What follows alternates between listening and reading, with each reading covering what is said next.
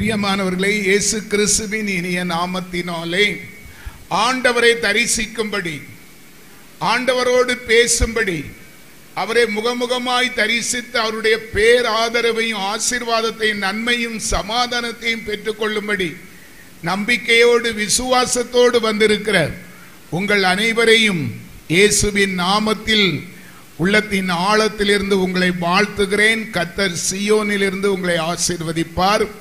அருமையான இந்த சபை நடத்துகிற அன்பு போதகர் சகோதரர் கிறிஸ்தோபருக்காக நான் கர்த்தரை துதிக்கிறேன்.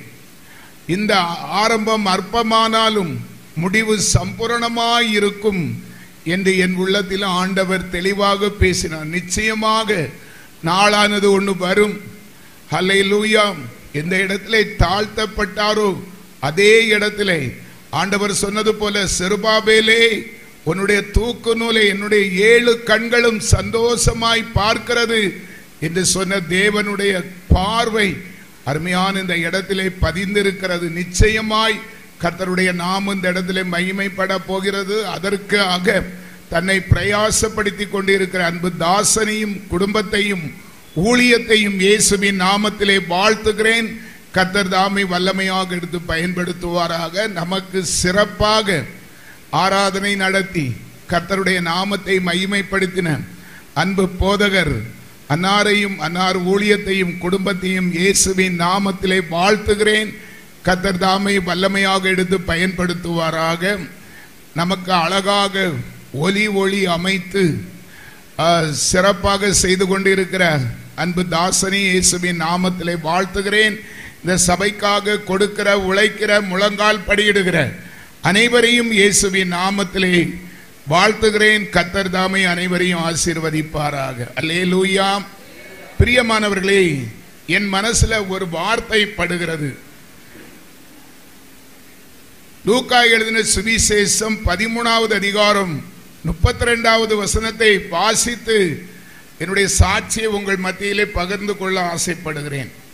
அதற்கு அவர், நான் இன்றைக்கும் நாளைக்கும் பிசாசுகளை துரத்தி வியாதிசர்களை சுகமாக்கி சொஸ்தமாக்கி 3ஆம் நாளிலே நிறைவடைவேன். அன்பானவர்களே, ஆண்டவர் ஒரு சிந்தனையை கொடுக்கிறார். சகல ஜாதிகளுக்கும் சாட்சியாக பிரசங்கிக்கப்படும், அப்போது முடிவு வரும் என்று வேதம் சொல்லுகிறது. நமக்காக சாட்சியாக பிரசங்கிக்கப்பட வேண்டியதான் ஆண்டவர் விரும்புகிறார். அல்லேலூயா. பிரசங்கம் யார் வேண்டாலும் பண்ணிடலாம். நல்ல ஞாபக சக்தி, பேச்சு திறமை, முக ஐஸ்வர்யம் இருந்தாலே 4 வசனத்தை எடுத்து பேசி 2 குட்டி கதையை சொல்லி ஒரு பாட்டை பாடுனா பிரசங்கம் முடிஞ்சிடும். ஆனால் அதை காட்டிலும் ஆண்டவர் சர்வ வல்லவர் உயிரோடு இருக்கிறார் என்பதற்கு ஆதாரமாக அவரை மகிமைப்படுத்துவதுதான் அவருக்கு பிரியமாய் இருக்கிறது. அல்லேலூயா. பிரியமானவர்களே, எனக்கு அந்த வசனத்தை சொல்லி இடத்தை வாசித்து பாருங்கள். ஓசியா தீர்க்கதரிசி புஸ்தகம் 4வது அதிகாரம். ஆனால் விக்கிர ஆராதனை செய்கிறவர்களாய் அவர்கள் இருந்தார்கள். எங்க அப்பாக்கு 2 தாரம், அங்கே 4 ஆண்கள், அங்கே 5 ஆண்கள் 4 பெண்கள். எங்க அம்மாவுக்கு 2ஆம் தாரம். எங்க அம்மாவுக்கு நாங்க 4 ஆண்கள் 5 பெண்கள். இப்படி எங்க குடும்பம் கொஞ்சம் பெருசு. அல்லேலூயா. எங்க பெரியம்மா அந்த சுண்டாவளையில இருந்தாங்க. எங்க அம்மா நாகர்கோயில், கிருஷ்ணங்கோயில், வடசேரி கிருஷ்ணங்கோயில் பக்கம் நாங்க இருக்கிறோம். அங்கே கொடை விழா நடக்கும் போது நாங்கள் கடந்து செல்வோம். அன்பானவர்களே, அங்கே கொடை விழா நடந்து எண்ணி ஒரு 40 நாளைக்குள்ளே அழகான ஒரு வாலிபன் மரித்து போவான்.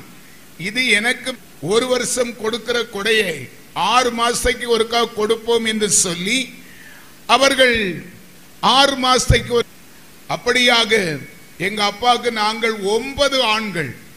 ஆனால் இன்றைக்கு உயிரோடு இருக்கிறது நான் ஒருவன் மட்டும்தான்.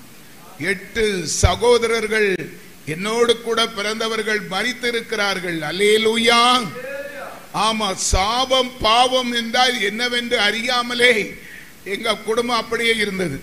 எனக்கு அன்பானவர்களே, வேதத்தை அப்படி நாங்கள் 9 பேருக்கு ஒருவன் மாத்திரம் இருந்தபடினாலே என்னுடைய தாயும் தகப்பனும் எங்க ஊர் பக்கத்தில் இருக்கிற சாமித்தோப்பு என்கிற கோயிலுக்கு கூட்டிட்டு போய் காது குத்தி மூக்கு பூரி நாராயண வடிவு என்று பெயரிட்டு என்னை செல்லமாக வளர்த்தார்கள்.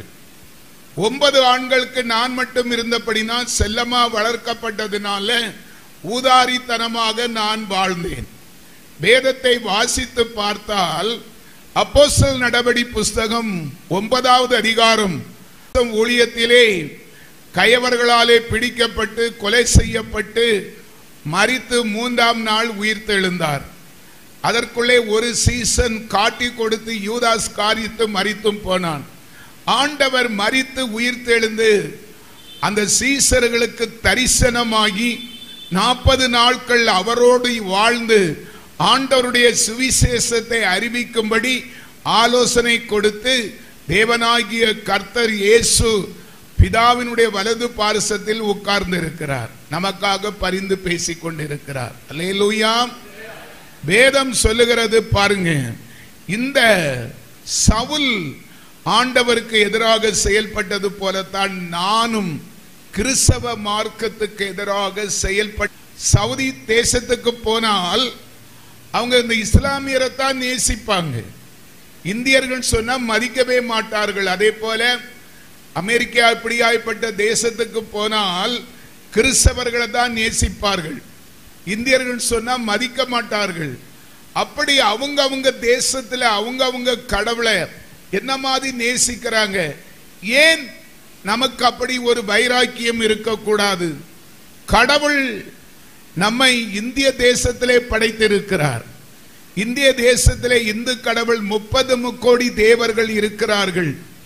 அதனால கண்டிப்பா இந்திய தேசத்தில் பிறந்த ஒவ்வொரு குடிமகனும் ஆண்கள் பெண்கள் எல்லோரும் இந்து கடவுளைத்தான் வணங்கணும். அதையும் மீறி பிரதேசத்து கடவுளை சொல்லுகிறவன் தேச துரோகி.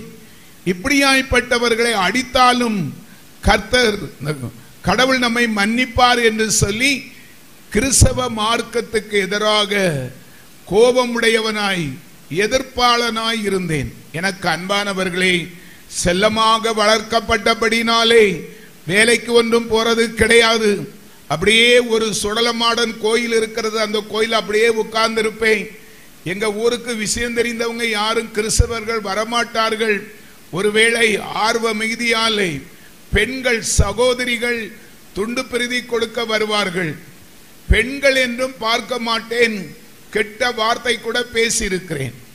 ஆண்கள் யாராவது தெரியாமல் வந்தால் நான் வலிய வம்புக்கு போவை, ஏதாவது எதிர்த்து பேசினால் அடித்தும் இருக்கிறேன். அல்லேலூயா.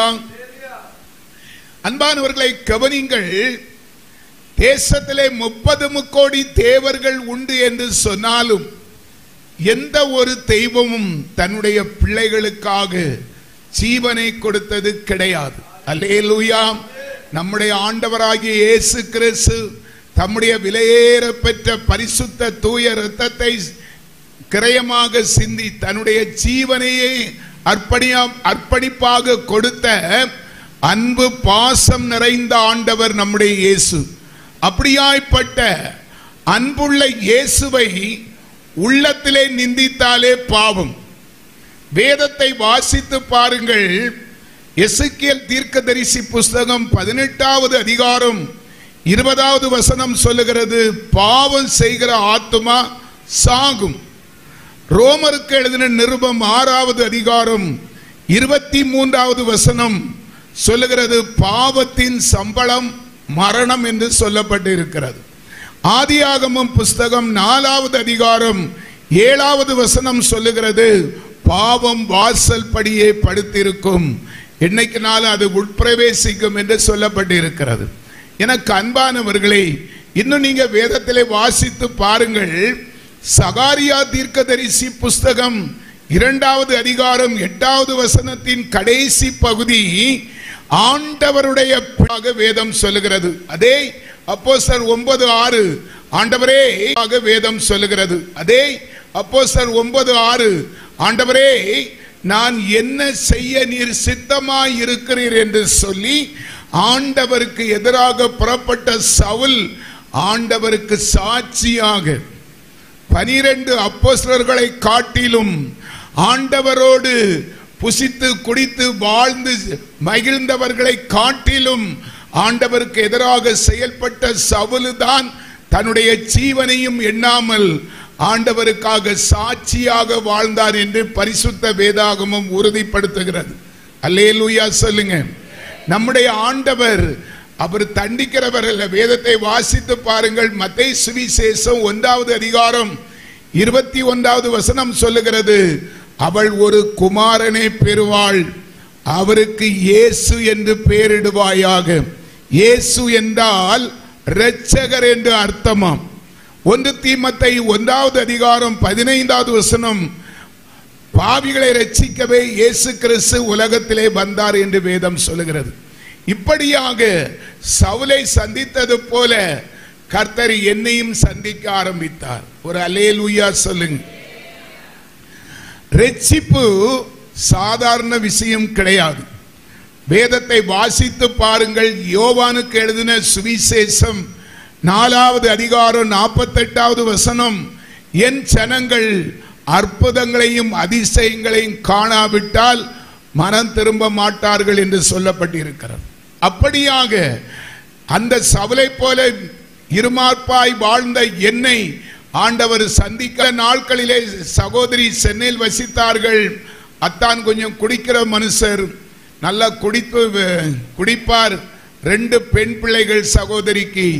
பிரச்சனையினாலும் கவலையினாலும் கண்ணீராலும் 5 வகையான வியாதிகள் அவளை தொற்றிக் கொண்டது. பைல்ஸ், சுகர், பிரஷர், ஒரு கிட்னி சுத்தமா அவுட்டு, அப்படியாய்ப்பட்ட ஒரு பலவிதமான வியாதிகளில் பீடிக்கப்பட்டு ஒரு கிட்னி சுத்தமா அவுட்டாய் அடுத்த கிட்னியும் பஞ்சராய் மரணத்தை எதிர்பார்த்து கொண்டிருந்த காலகட்டம் அது. இந்த நாட்களிலே ஆண்டவருடைய ஊழியத்தை செய்கிற சகோதரர் செல்வகுமார் என்கிற ஒரு பாஸ்டர் நாகர்கோயில் அந்த வாட்டர் டேங்க் ரோடு பக்கம் அவர்கள் சொந்த வீடு, சென்னையிலே ஊழியம் செய்கிறார். என் சகோதரராகிய இயேசு கிறிஸ்துவை ஏற்றுக்கொள்ளுங்கள் என்று சொல்லி ஆண்டவருடைய அன்பை எடுத்து அடிக்கடி என்னுடைய சகோதரியை சந்திப்பதற்கு, ஆறுதல் சொல்வதற்கு, சில காசு கொடுத்து உதவி செய்வதற்காக, என்னுடைய சகோதரியை சந்திப்பதற்காக நாங்க பஸ்ல 2 டிரைவர், சென்னை வண்டிக்கு பல்லாவரம் என்கிற பகுதியில் அந்த டிரைவர்கிட்ட வண்டியை கொடுத்து விட்டு நான் பல்லாவரத்தில் இருந்து பொலிச்சலூருக்கு ஒரு டவுன் பஸ்ல போய் என் சகோதரியை சந்திப்பேன். இப்படி ஒரு நாள் நான் என் சகோதரியை சந்திக்கும் போது அந்த வீட்டில் பரிசுத்த வேதாகமும் பாட்டு புஸ்தகம், துண்டு பிரதி, சுவிசேஷ அறிவிக்கிற துண்டு பிரதி, இப்படியாய்ப்பட்ட இன்ஸ்ட்ருமெண்ட்களை பார்த்து மிகவும் எரிச்சல், கோபப்பட்டு, நீ என்ன பண்ணுகிறாய்? கிறிஸ்தவ மார்க்கத்துக்கு போயிட்டியா? கிறிஸ்தவர்கள் எல்லாம் பொய்யர்கள், பொய் பேசுகிறவர்கள், பணப்பிரியர்கள், பணத்துக்காக கட்டுக்கதை சொல்லுகிறவர்கள். இயேசு அற்புதம் செய்கிறார், இயேசு அதிசயம் செய்கிறார் என்று. இயேசு என்பது ஒரு தெய்வமே கிடையாது. அவர் ஒரு சாதாரண பண்டாரம் போல சுற்றி திரிந்த அவரை கிறிஸ்தவர்கள் எல்லாம் தெய்வமாக்கி, இவர்கள் வெளிநாட்டு கடவுள், ஆள் பிடிச்சு கொடுத்தா வெளிநாட்டிலிருந்து காசு கமிஷன் துட்டு வரும், இந்த காசுக்காக பொல்லாததெல்லாம் சொல்லுகிற கயவர்கள், இப்படியாய்ப்பட்ட பொய்யான கிறிஸ்தவர்களுடைய வார்த்தையை கேட்டு, நீனும் அப்படி போயிட்டியா, செத்து தொலை, இனி நான் அங்க வரமாட்டேன், நீனும் அங்க வராத, உனக்கும் எங்களுக்கு எந்த சம்பந்தமே இல்லைன்னு சொல்லி அன்பானவர்களை மிகுந்த எரிச்சலோடு அநேக வார்த்தைகளாலே அவளை தூசித்து 2 மாசம் தொடர்ந்து என்னுடைய சகோதரியை சந்திப்பதற்கு நான் போகவில்லை. அதிகாலை 5 மணியில இருந்து 6 மணி வரை ஜெபம் நடத்துவாராம். முழங்கால் படியிட்டு ஜெபிப்பாளாம் சகோதரி.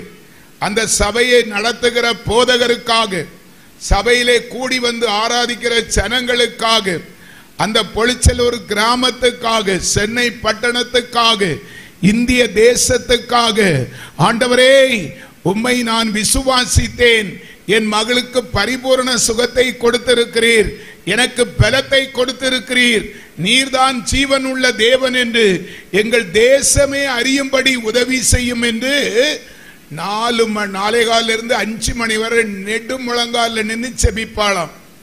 5 மணிக்கு சபை விசுவாச பிள்ளைகள் வருவார்கள். 1 மணி நேரம் ஜெபம் நடக்கும். 6 மணிக்கு ஜெபம் முடியும்.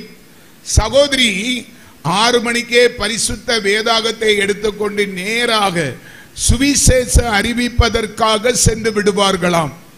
பக்கத்தில் இருக்கிற அனகாபுதூர், அம்பத்தூர், திரிசூலம், சாண்டோரியம், குரோம்பேட்டை, பல்லாவரம் இப்படி நடந்து போய் ஜனங்கள் கூடுகிற இடம், bus stand, market, cinema theatre, இப்படியாய்ப்பட்ட ஜனங்கள் கூடுகிற இடத்துல போய், ஐயா, அம்மா, சகோதரா, சகோதரியே, இயேசுதான் மெய்யான தெய்வம். வியாதிப்பட்டு இருந்தேன், ஆண்டவரை அறியாது இருந்தேன். ஆனா எனக்கு இவ்வளவு வியாதி இருந்தது. என் மகளுக்கு ஆஸ்மா வியாதி. எண்ணி 55 நாள் தான் ஆயிருக்குது. என் மகளுக்கு பூரண விடுதலை இயேசு கொடுத்திருக்கிறார். எனக்கு பலத்தை கொடுத்திருக்கிறார். இயேசுதான் மெய்யான தெய்வம், அவரை ஏற்றுக்கொள்ளுங்கள் என்று சொல்லி சுவிசேஷ அறிவிப்பார்களாம். ஒரு அல்லேலூயா சொல்லுங்க. இப்படியெல்லாம் இங்க இருந்து போறவங்க சொல்றாங்க, மாமா ராதா, உங்க அம்மாவை நாங்க அந்த பஸ் ஸ்டாண்ட்ல கண்டோம், அந்த மார்க்கெட்ல கண்டோம். ஒரு துண்டு பிரதியை கொடுத்து, இயேசு நல்லவர், இயேசு உங்களை நேசிக்கிறார், இயேசுவை ஏற்றுக்கொள்ளுங்கள் என்று உங்க வீட்டில் நடக்கிற சம்பவத்தெல்லாம் சொல்றாங்கன்னு சொல்றாங்க. எனக்கு அன்பானவர்களே, இப்படி நான் பேசிக்கொண்டு இருக்கும்போது சுமார் ஒரு 11:30 மணி என்னுடைய சகோதரி தன்னுடைய காலை ஊழியத்தை முடித்து கொண்டு அந்த 12M பொலிச்சலூர் பிராட்வே பஸ்ல வீட்டுக்கு முன்னாலே இறங்கி அந்த காம்பவுண்டுக்குள்ளே சகோதரி வருகிறாள். 11:30 மணிக்கு கூட இருக்கும். எனக்கு அன்பானவர்களே, என்னுடைய சகோதரியுடைய சரீரம் எப்படிப்பட்டது தெரியுமா? காஞ்சி கருத்து சிறுத்து போன மெல்லிய. அல்லேலூயா சொல்லுங்க. காரணம் என்ன தெரியுமா? யாத்ராகமம் புஸ்தகம் 34வது அதிகாரம் 28-29 வசனத்தை வாசித்து பாருங்கள். மோசே இஸ்ரவேல் நிலைமை எப்படி இருக்கிறது, இதெல்லாம் இன்னும் நல்ல காட்டமாக பேசினேன். எனக்கு அன்பானவர்களே, என்னுடைய சகோதரி அமைதியாக சொன்னார்கள், தம்பி, நீ என் மேல வைத்திருக்கிற அன்பிலே பேசுகிறாய், உனக்கு ஒரு உண்மை தெரியவில்லை. அல்லேலூயா. உண்மை தெரியாமல் பேசுகிறாய். நாம முன்னால வணங்குற தெய்வம் எல்லாம் தெய்வம் கிடையாது தம்பி. அவைகளுக்கு கண்ணிருந்தும் காணாது, காதிருந்தும் கேட்காது, மூக்கிருந்தும் நுகராது, வாயிருந்தும் பேசாது, கையிருந்தும் செயல்படாது, கால்கள் இருந்தும் நடவாது. சங்கீதம் 115 அந்த வசனம் இருக்குது. ஆனால் நான் வணங்குகிற தேவன் ஜீவன் உள்ள தேவன். அவர் உயிரோடு இருக்கிறார். அவரை நான் விசுவாசிக்கிறபடினால் மரணம் என்னை நெருங்குவதில்லை. உன் மருமகட்டை கேளு, அவளுக்கு ஆஸ்மா வியாதியை சுகப்படுத்தி விட்டார். மரணம் எங்களை கிட்டி சேராது. ஆவிலை நிறைஞ்சு சொல்லுகிறாள் அந்த குடிசை வீட்டை பார்த்து, இந்த வீடு மாளிகை வீடாக கர்த்தர் மாற்றுவார். என் பிள்ளைகளுக்கு திருமணம் நடக்கும். என் பிள்ளைகள் மூலமாக அழகான பேர பிள்ளைகளை நான் சுமப்பேன். என்னுடைய ஆயுசு நாட்களை ஆண்டவர் கூட்டி போடுவார். ஒரு அல்லேலூயா சொல்லுங்க. மரணம் அவளை நெருக்குகிறது. அதுதான் விசுவாசம். அன்பானவர்களே, கிறிஸ்தவ விசுவாசம் என்றால் இதுதான்.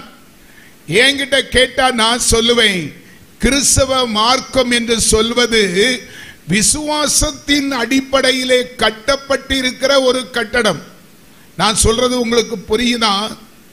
வேதத்தை வாசித்து பாருங்கள். பரிசுத்த வேதாகமம் 35,66,480 எழுத்துக்கள் அடங்கிய பரிசுத்த வேதாகமத்திலே ஆண்டவர் முன்னுரிமை கொடுப்பது விசுவாசத்தை குறித்துதான். வேதம் சொல்லுகிறது, ஏசாயா 28:16 விசுவாசிக்கிறவன் பதறான். மார்க் 9:23 விசுவாசிக்கிறவனுக்கு எல்லாம் கூடும். யாக்கோபு எழுதின நிருபம் 5வது அதிகாரம் 15வது வசனம் சொல்லுகிறது, விசுவாசம் உள்ள ஜெபம் பிணியாளியை ரட்சிக்கும். யோவான் 11:40 சொல்லுகிறது, நீ விசுவாசித்தால் தேவ மகிமையை காண்பாய். அல்லேலூயா சொல்லுங்க. கிறிஸ்தவம் என்றாலே விசுவாசத்தின் அர்த்தம் தான்.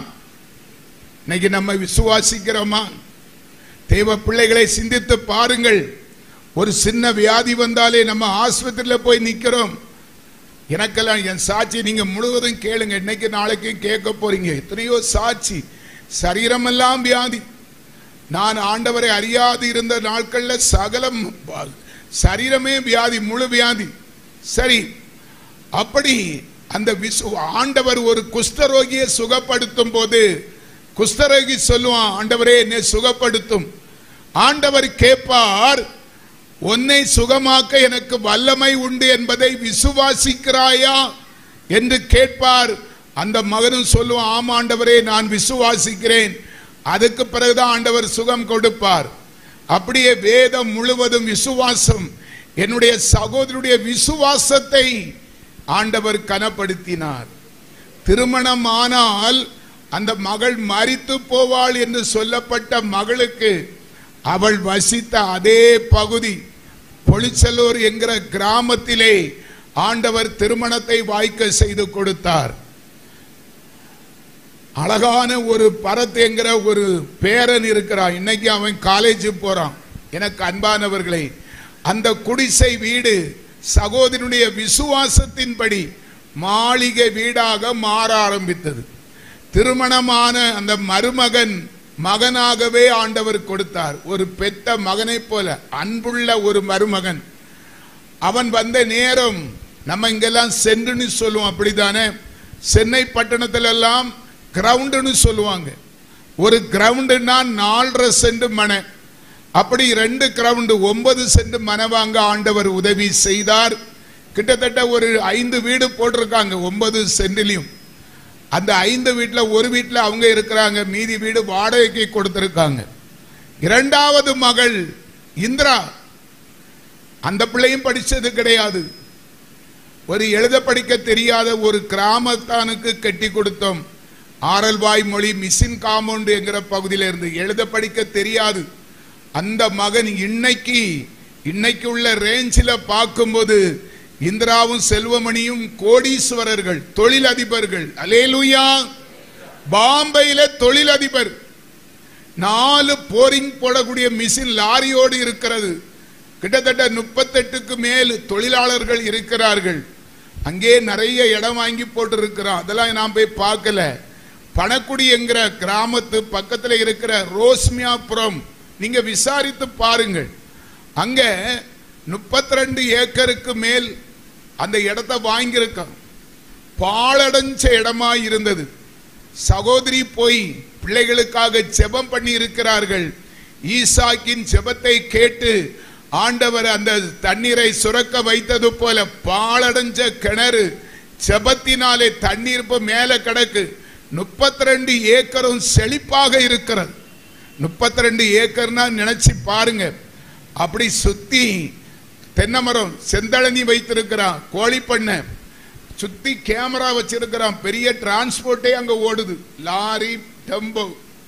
வயிற்று பிழப்புக்காக இட்லி வியாபாரம் பண்ணி பிழைப்போமா மரிப்போமா என்று இருந்த குடும்பத்தை கர்த்தர் ஆசீர்வதித்தார். அல்லேலூயா! பெருமைக்காக சொல்லவில்லை, கர்த்தருடைய நாம மகிமைக்காக சொல்லுகிறேன்.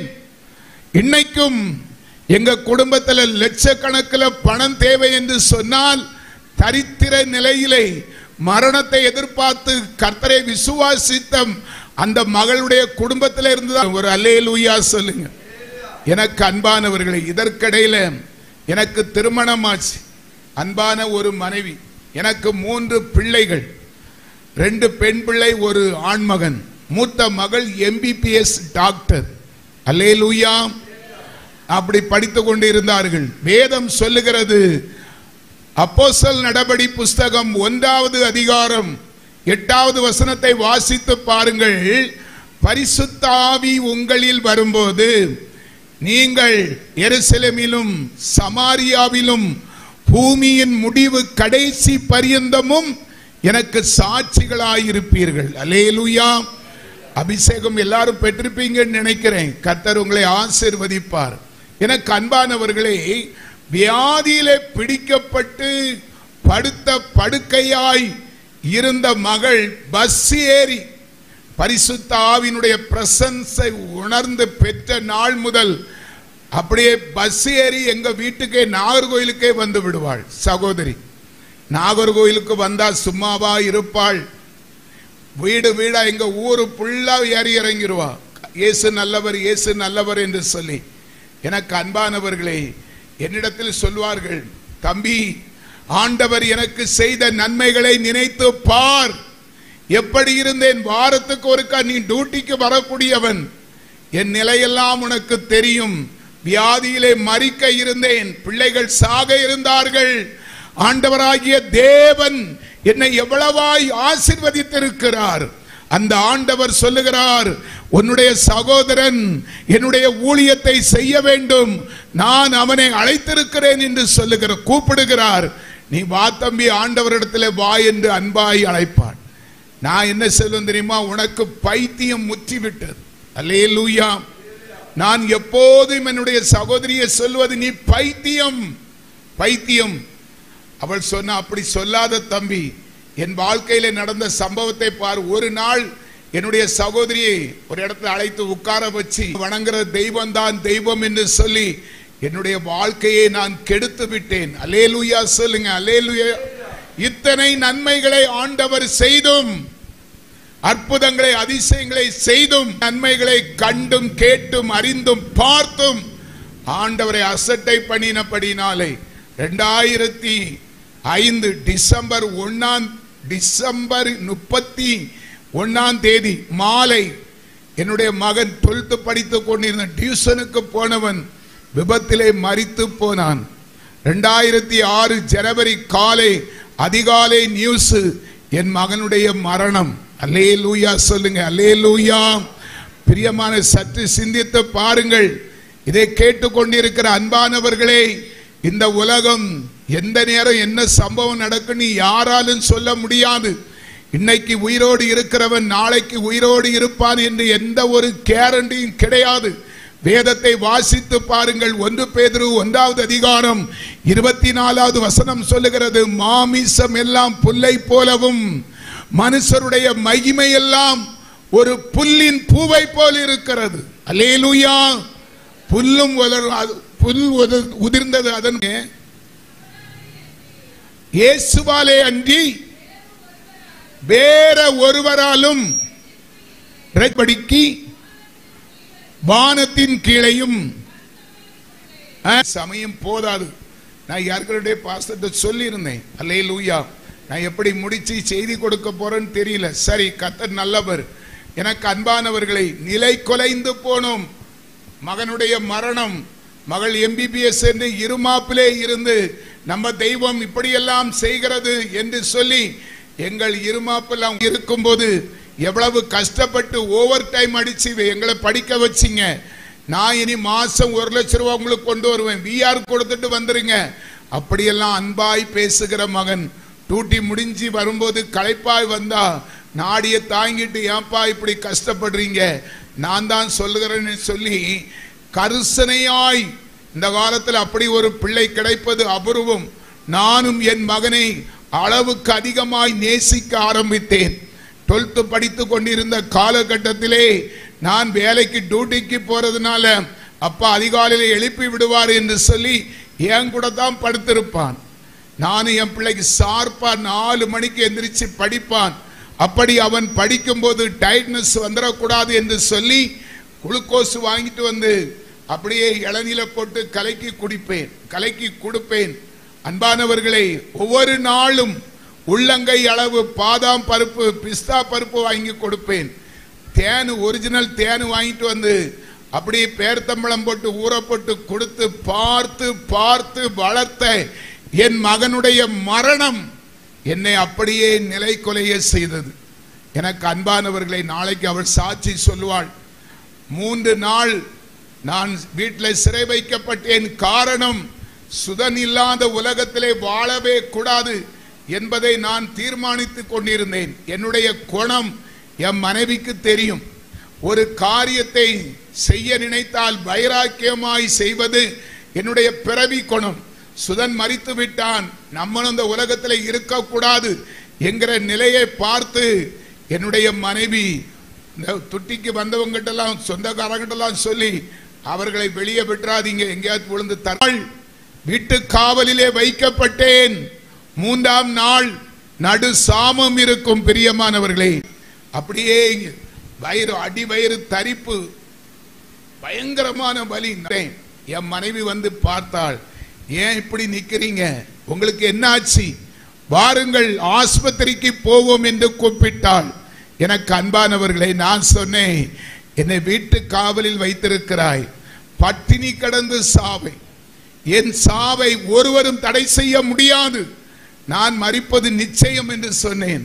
பாரிக்கு கூப்பிட்டேன், வரமாட்டேன், நான் இப்படியே செத்து போவேன் பிடிவாதம் பிடிக்கிறார்கள், நாங்கள் குடும்பமாக சாக போனாலும். என்னுடைய பார்வைக்கு இன்றைக்கு நமக்கு நற்செய்தி விழா என்று சொல்வதை காட்டிலும் நற்சாட்சி விழா, ஆண்டவர் உயிரோடு இருக்கிறார் என்பதற்கு நாமே சாட்சி என்று சொல்லுகிற நற்சாட்சி விழாவாக நான் விசுவாசிக்கிறேன்.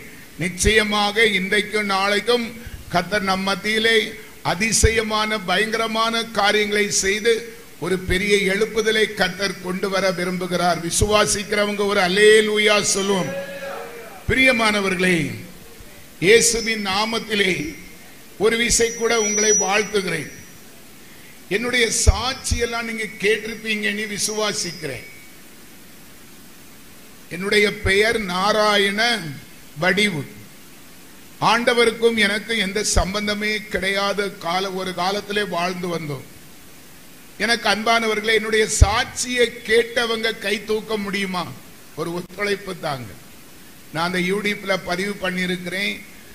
சுமார் ஒரு 5,17,000 பேர் பார்த்துருக்காங்க.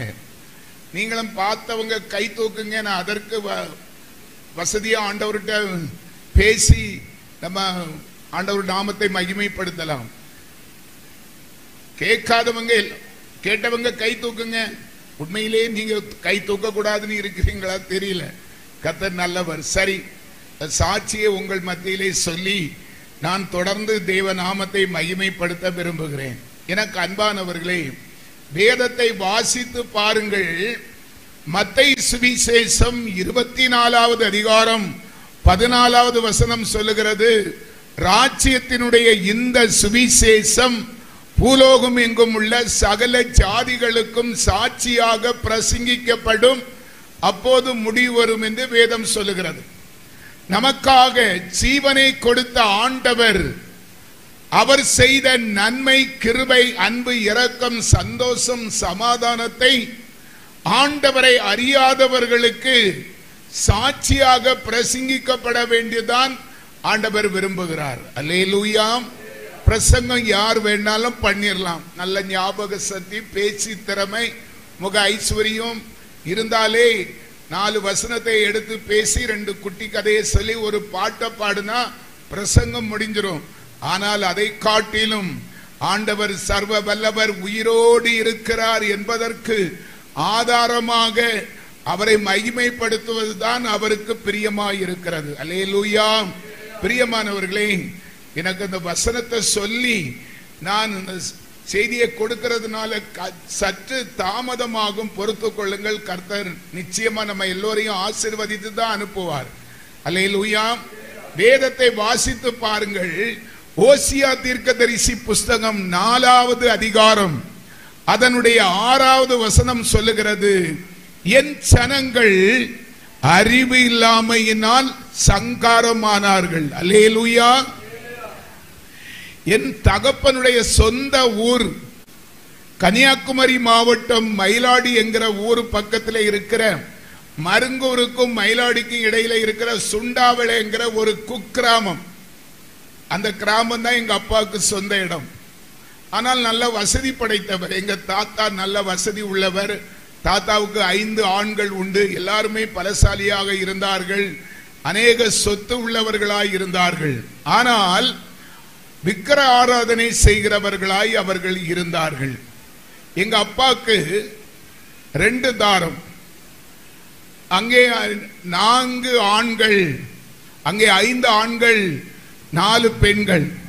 எங்க அம்மாவுக்கு 2ஆம் தாரம். எங்க அம்மாவுக்கு நாங்க 4 ஆண்கள் 5 பெண்கள். இப்படி இங்க குடும்பம் கொஞ்சம் பெருசு. அல்லேலூயா. இங்க பெரியம்மா அந்த சுண்டாவளையில இருந்தாங்க. எங்க அம்மா நாகர்கோயில் கிருஷ்ணங்கோயில் வடசேரி கிருஷ்ணங்கோயில் பக்கம் நாங்க இருக்கிறோம். அங்கே கொடை விழா நடக்கும் போது நாங்கள் கடந்து செல்வோம். அன்பானவர்களே, அங்கே கொடை விழா நடந்து எண்ணி ஒரு 40 நாளைக்குள்ளே அழகான ஒரு வாலிபன் மரித்து போவான். இது எனக்கு விவரம் தெரிஞ்ச நாட்கள்ல இருந்தே ஆரம்பித்து விட்டது. அப்படி எங்க சித்தப்பா பெரியப்பா எல்லாருமே பலசாலிகள், எல்லாருக்குமே 2 தாரம் உண்டு.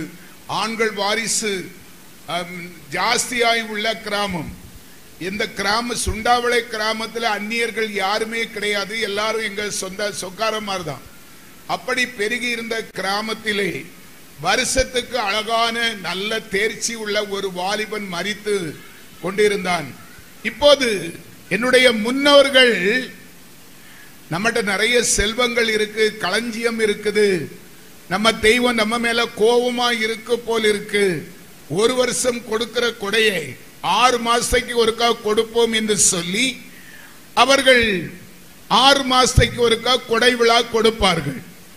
அப்படி கொடுத்தாலும் எண்ணி 20 + 40 நாளைக்குள்ளே அழகான ஒரு வாலிபன் மரித்து போவான். பெண்கள் யாரும் மரிக்க மாட்டார்கள்.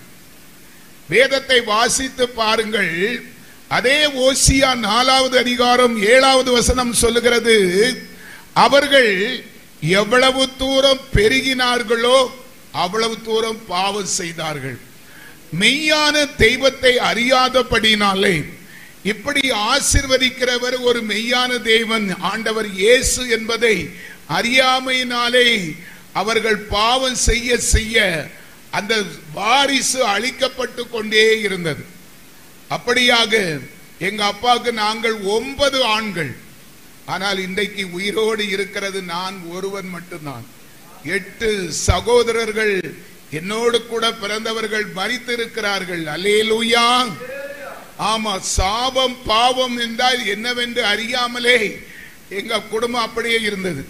எனக்கு அன்பானவர்களே, வேதத்தை வாழ்ந்த அப்படி நாங்கள் 9 பேருக்கு ஒருவன் மாத்திரம் இருந்தபடினாலே என்னுடைய தாயும் தகப்பனும் எங்க ஊர் பக்கத்தில் இருக்கிற சாமி தோப்பு என்கிற கோயிலுக்கு கூட்டிட்டு போய் காது குத்தி மூக்கு பூரி நாராயண வடிவு என்று பெயரிட்டு என்னை செல்லமாக வளர்த்தார்கள். 9 ஆண்களுக்கு நான் மட்டும் இருந்தபடினால் செல்லமா வளர்க்கப்பட்டதுனால ஊதாரித்தனமாக நான் வாழ்ந்தேன். வேதத்தை வாசித்து பார்த்தால் அப்போஸ்தலர் நடபடி புஸ்தகம் 9வது அதிகாரம் 1-2 வசனத்தை வாசிக்க கேட்போமா? எடுத்தவங்க வாசிக்கலாமா? அப்போஸ்தலர் 9:1-2.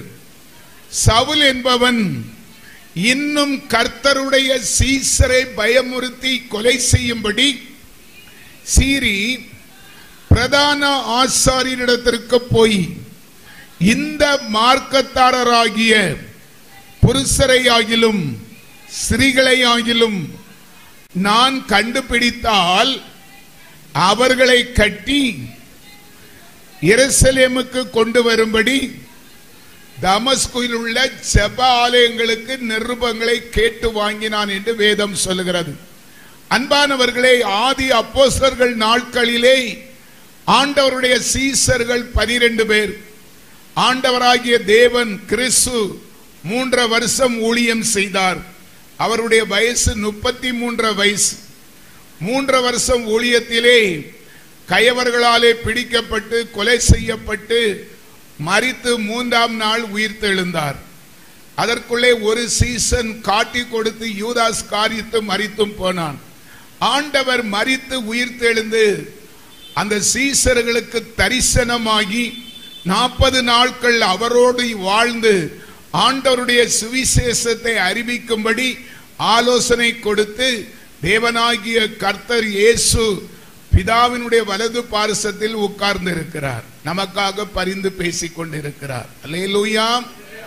வேதம் சொல்லுகிறது பாருங்க, இந்த சவுல் ஆண்டவருக்கு எதிராக செயல்பட்டது போலத்தான் நானும் கிறிஸ்தவ மார்க்கத்துக்கு எதிராக செயல்பட்டவனாயிருந்தேன். இந்திய தேசம் இந்துக்களுக்குத்தான் சொந்தம் அப்படிங்கிற பயங்கர வைராக்கியம் உடையவனாக இருந்தேன். காரணம், சவுதி தேசத்துக்கு போனால் அவங்க இந்த இஸ்லாமியரை தான் நேசிப்பாங்க. இந்தியர்கள் சொன்னா மதிக்கவே மாட்டார்கள். அதே போல அமெரிக்கா இப்படியாய்ப்பட்ட தேசத்துக்கு போனால் கிறிஸ்தவர்களை தான் நேசிப்பார்கள். இந்தியர்கள் சொன்னா மதிக்க மாட்டார்கள். அப்படி அவங்க தேசத்துல அவங்க கடவுளை என்ன மாதிரி நேசிக்கிறாங்க. ஏன் நமக்கு அப்படி ஒரு வைராக்கியம் இருக்கக்கூடாது? கடவுள் நம்மை இந்திய தேசத்திலே படைத்திருக்கிறார். இந்திய தேசத்திலே இந்து கடவுள் 30 முக்கோடி தேவர்கள் இருக்கிறார்கள். அதனால கண்டிப்பா இந்திய தேசத்தில் பிறந்த ஒவ்வொரு குடிமகனும், ஆண்கள் பெண்கள் எல்லோரும் இந்து கடவுளைத்தான் வணங்கணும். அதையும் மீறி பிரதேசத்து கடவுளை சொல்லுகிறவன் தேச துரோகி. இப்படியாய்ப்பட்டவர்களை அடித்தாலும் கர்த்தர் கடவுள் நம்மை மன்னிப்பார் என்று சொல்லி கிறிஸ்தவ மார்க்கத்துக்கு எதிராக கோபமுடையவனாய் எதிர்ப்பாளனாய் இருந்தேன். எனக்கு அன்பானவர்களே, செல்லமாக வளர்க்கப்பட்டபடினாலே வேலைக்கு ஒன்றும் போறது கிடையாது. அப்படியே ஒரு சுடலமாடன் கோயில் இருக்கிறது, அந்த கோயில் அப்படியே உட்கார்ந்து இருப்பேன். எங்க ஊருக்கு விஷயம் தெரிந்தவங்க யாரும் கிறிஸ்தவர்கள் வரமாட்டார்கள். ஒருவேளை ஆர்வ மிகுதியாலே பெண்கள் சகோதரிகள் துண்டு பிரதி கொடுக்க வருவார்கள். பெண்கள் என்றும் பார்க்க மாட்டேன், கெட்ட வார்த்தை கூட பேசியிருக்கிறேன். ஆண்கள் யாராவது தெரியாமல் வந்தால் நான் வலிய வம்புக்கு போவை, ஏதாவது எதிர்த்து பேசினால் அடித்தும் இருக்கிறேன். அல்லேலூயா. அன்பானவர்களை கவனிங்கள். தேசத்திலே 30 முக்கோடி தேவர்கள் உண்டு என்று சொன்னாலும் எந்த ஒரு தெய்வமும் தன்னுடைய பிள்ளைகளுக்காக ஜீவனை கொடுத்தது கிடையாது. அல்லேலூயா. நம்முடைய ஆண்டவராகிய இயேசு கிறிஸ்து தம்முடைய விலையேற பெற்ற பரிசுத்த தூய இரத்தத்தை கிரயமாக சிந்தி தன்னுடைய ஜீவனையே அர்ப்பணிப்பாக கொடுத்த அன்பு பாசம் நிறைந்த ஆண்டவர் நம்முடைய இயேசு. அப்படியாய்ப்பட்ட அன்புள்ள இயேசுவை உள்ளத்திலே நிந்தித்தாலே பாவம். வேதத்தை வாசித்து பாருங்கள். எசேக்கியேல் தீர்க்கதரிசி புஸ்தகம் 18வது அதிகாரம் 20வது வசனம் சொல்லுகிறது, பாவம் செய்கிற ஆத்துமா சாகும். ரோமருக்கு எழுதின நிருபம் 6வது அதிகாரம் 23வது வசனம் சொல்லுகிறது, பாவத்தின் சம்பளம் மரணம் என்று சொல்லப்பட்டிருக்கிறது. ஆதியாகமம் புஸ்தகம் 4வது அதிகாரம் 7வது வசனம் சொல்லுகிறது, பாவம் வாசல் படியே படுத்திருக்கும், என்னைக்கு நாள் அது உட்பிரவேசிக்கும் என்று சொல்லப்பட்டிருக்கிறது. எனக்கு அன்பானவர்களே, இன்னும் நீங்க வேதத்திலே வாசித்து பாருங்கள். சகாரியா தீர்க்கதரிசி புஸ்தகம் 2வது அதிகாரம் 8வது வசனத்தின் கடைசி பகுதி, ஆண்டவருடைய பிள்ளைகளை தொடுகிறவன் தேவனுடைய கண்மணியை தொடுவதாக. வேதம் அப்படி சொன்னாலும் ஆண்டவர் யாரையும் தண்டிக்கிற ஒரு தேவன் கிடையாது. சவுல் தமஸ்கு பட்டணத்துக்கு போகிறான். ஆண்டவருடைய சீசர்களை பிடித்து கொலை செய்யும்படி அரசாங்க அனுமதிகளை பெற்று போகிறான். வேதம் சொல்லுகிறது, ஒரு மத்தியான வேளையிலே அப்போஸ்தலர் நடபடி புஸ்தகம் 9வது அதிகாரம் 6வது வசனம், சவுலை ஆண்டவர் சந்தித்தார் என்று சொல்லப்பட்டு இருக்கிறது. அல்லேலூயா சொல்லுங்க. சத்தத்தை உயர்த்தி ஒரு அல்லேலூயா சொல்லுங்க. ஆண்டவர் அவனை சந்தித்தார். அன்பானவர்களே, ஆண்டவருக்கு அவன் தன்னை ஒப்பு கொடுப்பதாக வேதம் சொல்லுகிறது. அதே அப்போஸ்தலர் 9:6, ஆண்டவரே நான் என்ன செய்ய நீர் சித்தமாய் இருக்கிறீர் என்று சொல்லி ஆண்டவருக்கு எதிராக புறப்பட்ட சவுல் ஆண்டவருக்கு சாட்சியாக 12 அப்போஸ்தலர்களை காட்டிலும் ஆண்டவரோடு புசித்து குடித்து வாழ்ந்து மகிழ்ந்தவர்களை காட்டிலும் ஆண்டவருக்கு எதிராக செயல்பட்ட சவுல் தான் தன்னுடைய ஜீவனையும் எண்ணாமல் ஆண்டவருக்காக சாட்சியாக வாழ்ந்தார் என்று பரிசுத்த வேதாகமம் உறுதிப்படுத்துகிறது. அல்லேலூயா சொல்லுங்க. நம்முடைய ஆண்டவர் அவர் தண்டிக்கிறவர் அல்ல. வேதத்தை வாசித்து பாருங்கள். மத்தேயு சுவிசேஷம் 1வது அதிகாரம் 21வது வசனம் சொல்லுகிறது, அவள் ஒரு குமாரனை பெறுவாள், அவருக்கு இயேசு என்று பெயரிடுவாயாக. இயேசு என்றால் இரட்சகர் என்று அர்த்தமாம். 1 தீமோத்தேயு 1வது அதிகாரம் 15வது வசனம், பாவிகளை ரட்சிக்கவே இயேசு கிறிஸ்து உலகத்திலே வந்தார் என்று வேதம் சொல்லுகிறது. இப்படியாக சவுலை சந்தித்தது போல கர்த்தர் என்னையும் சந்திக்க ஆரம்பித்தார். ஒரு அல்லேலூயா சொல்லுங்க. ரட்சிப்பு சாதாரண விஷயம் கிடையாது.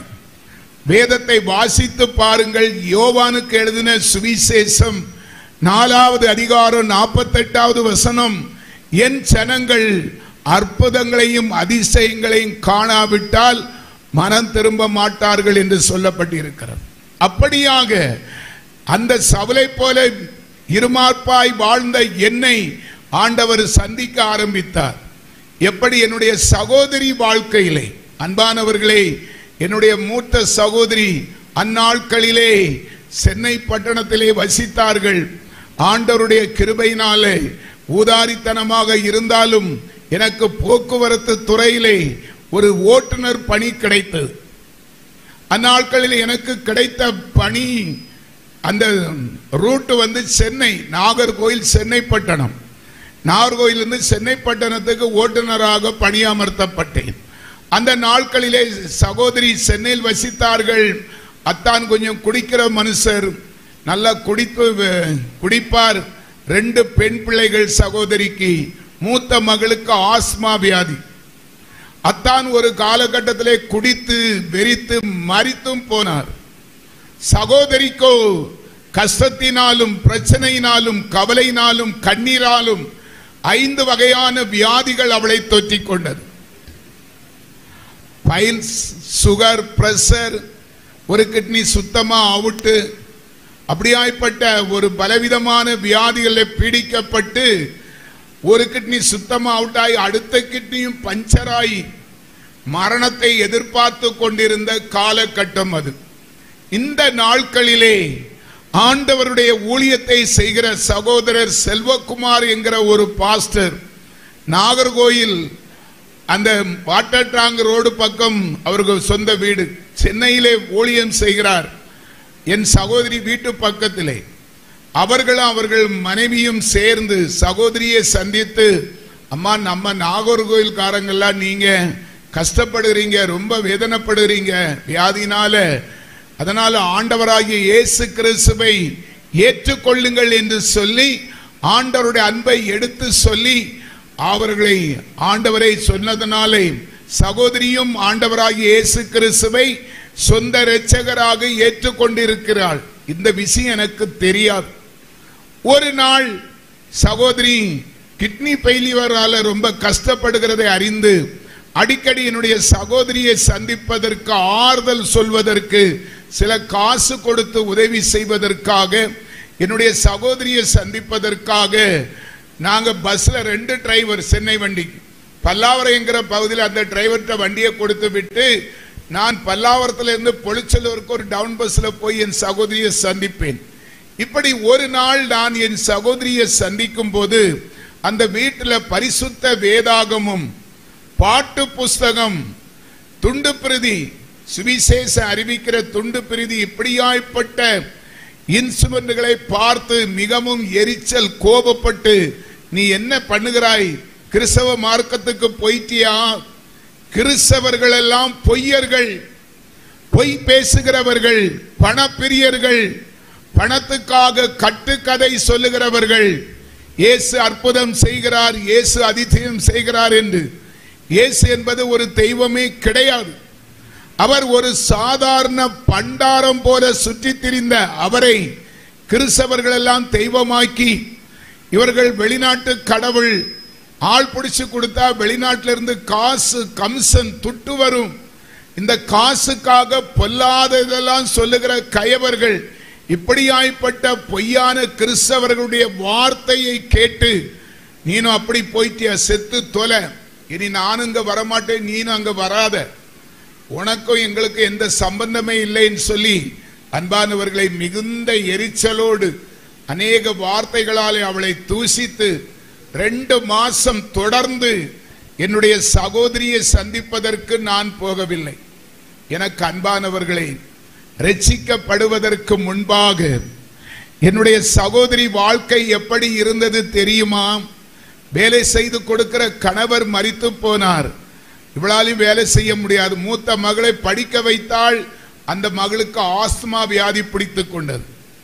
வருமானத்துக்கு ரொம்ப கஷ்டம். கவலைனாலும் கண்ணீர்னாலும் வியாதியிலே பிடிக்கப்பட்டு வயிற்று பிழப்புக்காக அவள் வசித்த குடிசை பகுதி, அதை பகுதியாக மறைத்து தினமும் அதிகாலை 5 மணியிலிருந்து 9 மணி வரை இட்லி வியாபாரம், ஒரு சின்ன இட்லி கடை, அதுல கிடைக்கிற சொற்ப வருமானம்.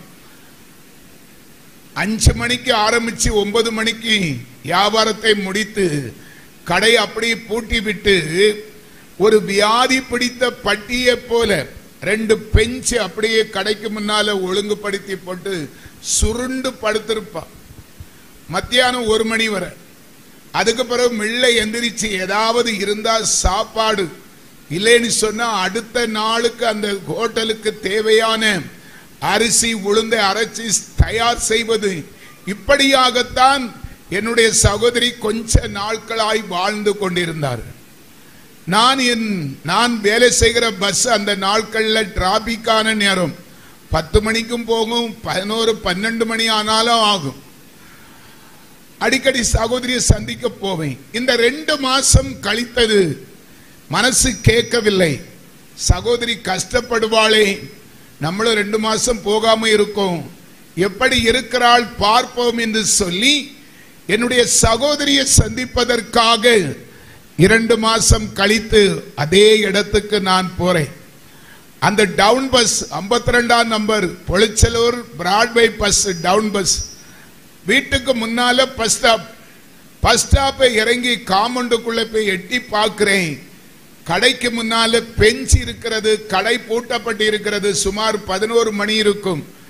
என்னுடைய சகோதரி அந்த இடத்துல இல்லை. எனக்கு மிகுந்த ஆச்சரியமாய் இருந்தது. சகோதரி மரித்து போய்விட்டாளோ, அவளால வேற வேலை ஒன்றும் செய்ய முடியாதே, இந்த சமயத்துக்கு இலதானே படுத்திருப்பாள், உண்மையிலே மரித்து போய்விட்டாள் போல இருக்குது. நம்மளும் கொஞ்சம் வேகமா பேசிட்டோம், தம்பி அதிகமாய் திட்டிவிட்டா, அவனுக்கு ஆள் சொல்லி விட வேண்டாம் என்று சொல்லிவிட்டாளோ, இப்படியாய்ப்பட்ட குழப்பத்திலே நிற்கும் போது என்னுடைய சகோதரி மகள், மூத்த மருமகள், மாமா வாங்க மாமா உள்ள வாங்கன்னு கூப்பிட்டாள். போறேன். அந்த மகள் சொன்னாள், இங்க என்ன இல்லாமோ அதிசயம் நடக்குது மாமா, அம்மா முன்ன போல இல்ல மாமா, எப்போ பார்த்தாலும் ஜெபம் ஜெபம் ஜெபம். ஆனால் உங்களுக்கு ஒரு விஷயம் தெரியுமா, அம்மா செபிக்க ஆரம்பித்து இந்த 2 மாசம் கூட சரியா ஆகல. செபிக்க ஆரம்பித்ததிலிருந்து எனக்குள்ளே இருந்த அந்த ஆஸ்துமா இழுப்பு, பொல்லாத வியாதி கொஞ்சம் கொஞ்சமாய் குறைஞ்சி இப்போ ஒரு 10 நாளா பரிபூரணமாய் நான் விடுதலையாயிருக்கிறேன், நன்றாக மூச்சு விடுகிறேன், நான் சுகமாயிருக்கிறேன் என்று சொன்னாள். ஒரு அல்லேலூயா சொல்லுங்க. எனக்கு அன்பானவர்களே, எங்க அத்தான் கல்யாணம் ஆகின ஆரம்பத்தில் நல்லா குடிக்கிறவர், குடும்பத்தை கஷ்டப்படுத்தினார். அதனால அந்த மூத்த மகள் 3 வயசுல இருந்தே எங்க அம்மா தான் வளர்த்தார்கள், நாங்க தான் அந்த பிள்ளையை வளர்த்தோம் 14 வயசு வரைக்கும். அப்போதே அந்த மகளுக்கு ஆஸ்மா வியாதி உண்டு. எங்க பக்கத்தில் இருக்கிற ஃபேமிலி டாக்டரை கொண்டு காண்பித்தோம். அவர் ட்ரீட்மெண்ட் கொடுத்தார். அவர் ஒரு காலகட்டத்திலே சொன்னார், நாராயணன், இந்த மருமகளுக்கு நான் மருந்து ஹெவி டோஸ் எல்லாம் கொடுக்கிறேன், ஆனாலும் குறைய மாட்டேங்குது, இப்படியே போனால் அடுத்து இன்னும் நிறைய வியாதி வந்துடும், அதனால மருத்துவத்தை விட்டுருவோம், அந்த மகளுக்கு இனி அவ்வளவுதான், அவ உயிரோடு இருக்கிற வரைக்கும் அப்படி போட்டு திருமணம் ஆகாமல் பார்த்து கொள்ளுங்கள் என்று சொல்லி மருத்துவரால் கைவிடப்பட்ட மகளாக்கும் அந்த மகள். ஒரு அல்லேலூயா சொல்லுங்க. அப்படி மருத்துவராலே கைவிடப்பட்ட மகள் தன்னுடைய தாயாருடைய ஜெபம், ஒரு தாயார் தன்னுடைய பிள்ளைகளுக்கு கண்டிப்பா ஜெபம் பண்ணுவாள். அவளுடைய விடாமுயற்சியின் பலன் எண்ணி 55 நாளைக்குள்ளே அந்த மகளுக்கு ஒரு அற்புத சுகத்தை ஆண்டவர் கொடுத்ததை அவள் சொன்ன பிறகும் நான் மனம் திரும்பவில்லை. எனக்கு ஒன்னும் புரியல. அதாவது ரட்சிப்புக்கு ஏதுவான மனசு இருந்தா தானே புரியும்.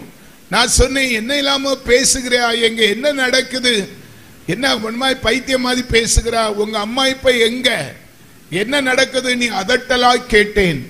அந்த மகள் சொன்னாள், கேளுங்க மாமா, இப்போது காப்பி கடை ஒன்னும் கிடையாது, அம்மாவும் பலனடைந்திருக்காங்க, கிட்னி ஃபெயிலியர் இருந்தாலும் அம்மா பலனடைந்திருக்காங்க. 4 மணிக்கு அந்த செல்வகுமார் பாஸ்டர் தினமும் அதிகாலை 5 மணியில இருந்து 6 மணி வரை ஜெபம் நடத்துவாராம். ஒரு பகல் வேளை அதிகாலை ஜெபம். சகோதரி அந்த சபை பக்கத்தில் இருந்தபடினாலே போதகருடைய அனுமதியை பெற்றுக்கொண்டு 4:45 புறப்பட்டு போய் சபையை திறந்து வைத்து பாயெல்லாம் ஒழுங்குபடுத்தி முழங்கால் படியிட்டு ஜெபிப்பாளாம் சகோதரி. அந்த சபையை நடத்துகிற போதகருக்காக, சபையிலே கூடி வந்து ஆராதிக்கிற ஜனங்களுக்காக, அந்த பொலிச்சலூர் கிராமத்துக்காக, சென்னை பட்டணத்துக்காக, இந்திய தேசத்துக்காக, ஆண்டவரே உம்மை நான் விசுவாசித்தேன், என் மகளுக்கு பரிபூர்ண சுகத்தை கொடுத்திருக்கிறீர், எனக்கு பலத்தை கொடுத்திருக்கிறீர், நீர்தான் ஜீவன் உள்ள தேவன் என்று எங்கள் தேசமே அறியும்படி உதவி செய்யும் என்று 4:45 இருந்து 5 மணி வரை நெடு முழங்கால நின்று செபிப்பாளாம். 5 மணிக்கு சபை விசுவாச பிள்ளைகள் வருவார்கள். 1 மணி நேரம் ஜெபம் நடக்கும். 6 மணிக்கு ஜெபம் முடியும். சகோதரி 6 மணிக்கே பரிசுத்த வேதாகத்தை எடுத்துக்கொண்டு நேராக சுவிசேஷ அறிவிப்பதற்காக சென்று விடுவார்களாம்.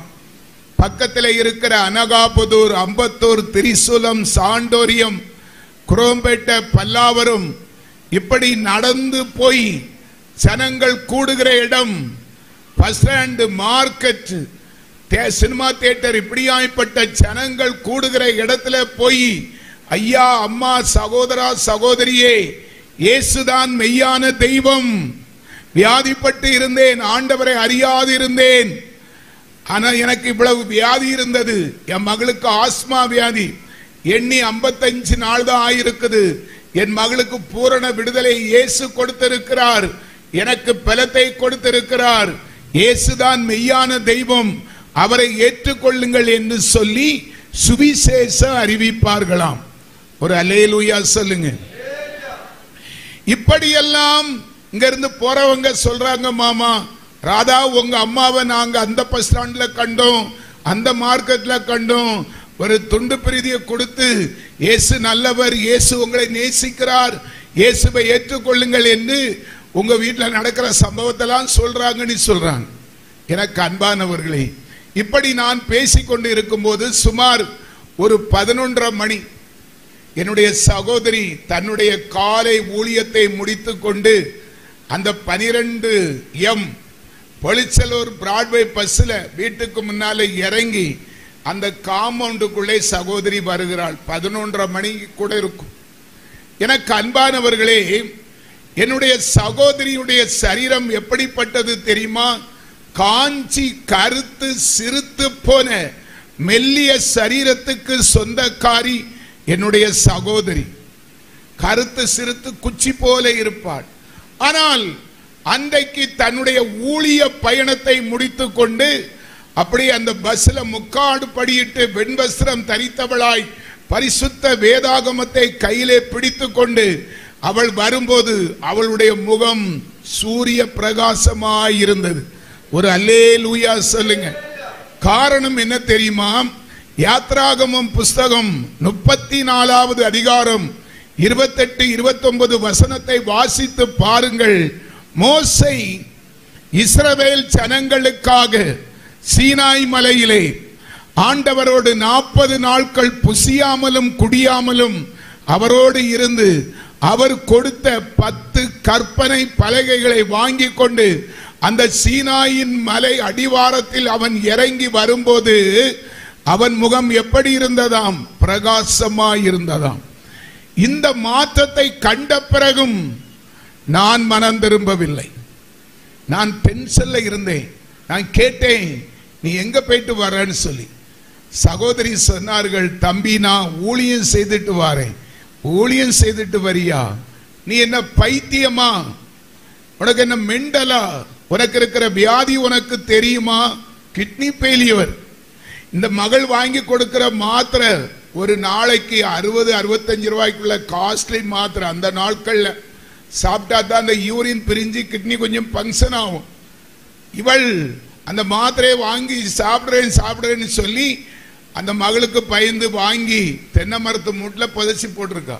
அந்த மகள் காண்பித்து தந்தாள். உனக்கு எவ்வளவு திமிரு இருக்கணும்?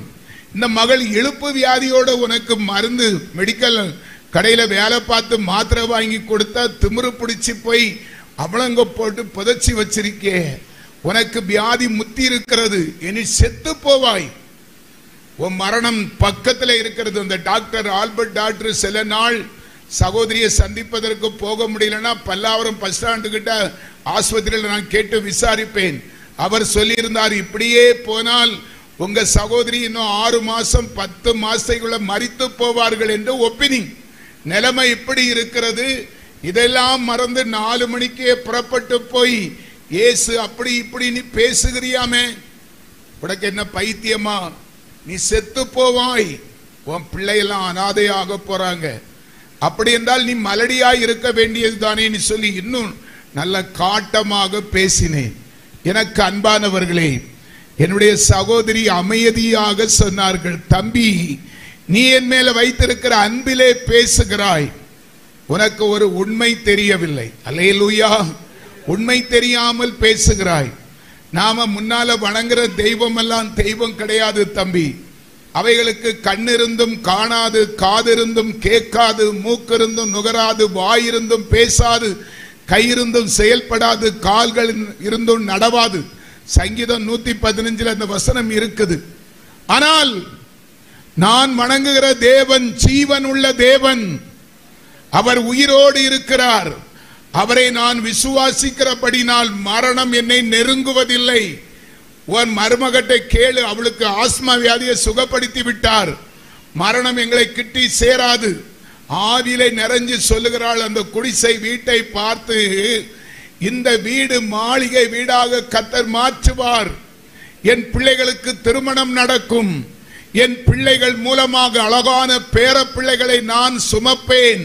என்னுடைய ஆயுசு நாட்களை ஆண்டவர் கூட்டி போடுவார். ஒரு அல்லேலூயா சொல்லுங்க. மரணம் அவளை நெருக்குகிறது. அதுதான் விசுவாசம். அன்பானவர்களே, கிறிஸ்தவ விசுவாசம் என்றால் இதுதான்.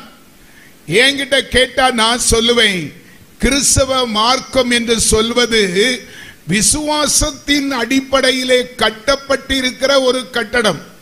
நான் சொல்றது உங்களுக்கு புரியுதா? வேதத்தை வாசித்து பாருங்கள்.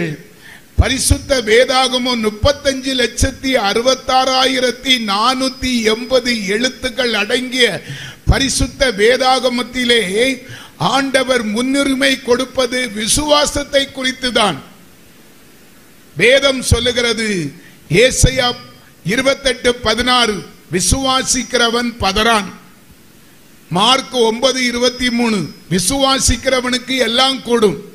யாக்கோபு எழுதின நிருபம் 5வது அதிகாரம் 15வது வசனம் சொல்லுகிறது, விசுவாசம் உள்ள ஜெபம் பிணியாளியை இரட்சிக்கும்.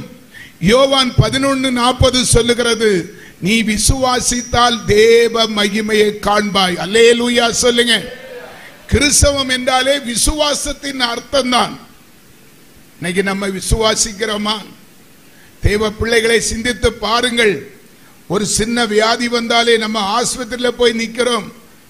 எனக்கெல்லாம் என் சாட்சி நீங்க முழுவதும் கேளுங்க. இன்னைக்கு நாளைக்கு கேட்க போறீங்க. எத்தனையோ சாட்சி. சரீரமெல்லாம் வியாதி. நான் ஆண்டவரை அறியாது இருந்த நாட்கள்ல சகலம் சரீரமே வியாதி, முழு வியாதி. சரி, அப்படி அந்த ஆண்டவர் ஒரு குஷ்டரோகியை சுகப்படுத்தும் போது குஷ்டரோகி சொல்லுவான், ஆண்டவரே என்னை சுகப்படுத்தும். ஆண்டவர் கேட்பார், உன்னை சுகமாக்க எனக்கு வல்லமை உண்டு என்பதை விசுவாசிக்கிறாயா என்று கேட்பார். அந்த மகனும் சொல்லுவான், ஆமா ஆண்டவரே நான் விசுவாசிக்கிறேன். அதுக்கு பிறகுதான் ஆண்டவர் சுகம் கொடுப்பார். அப்படியே வேதம் முழுவதும் விசுவாசம். என்னுடைய சகோதரனுடைய விசுவாசத்தை ஆண்டவர் கனப்படுத்தினார்.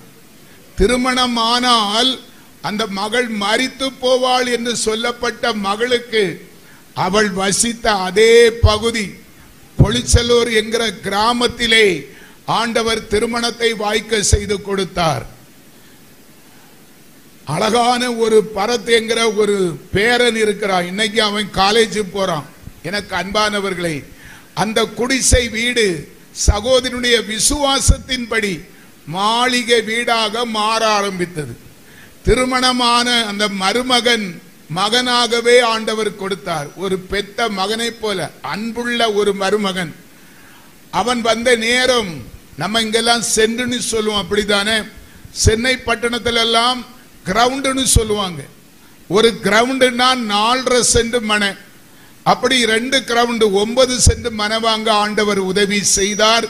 கிட்டத்தட்ட ஒரு 5 வீடு போட்டிருக்காங்க 9 சென்ட்லயும். அந்த 5 வீட்டுல ஒரு வீட்டுல அவங்க இருக்கிறாங்க, மீதி வீடு வாடகைக்கு கொடுத்திருக்காங்க. 2வது மகள் இந்திரா, அந்த பிள்ளையும் படிச்சது கிடையாது. ஒரு எழுத படிக்க தெரியாத ஒரு கிராமத்தானுக்கு கட்டி கொடுத்தோம்.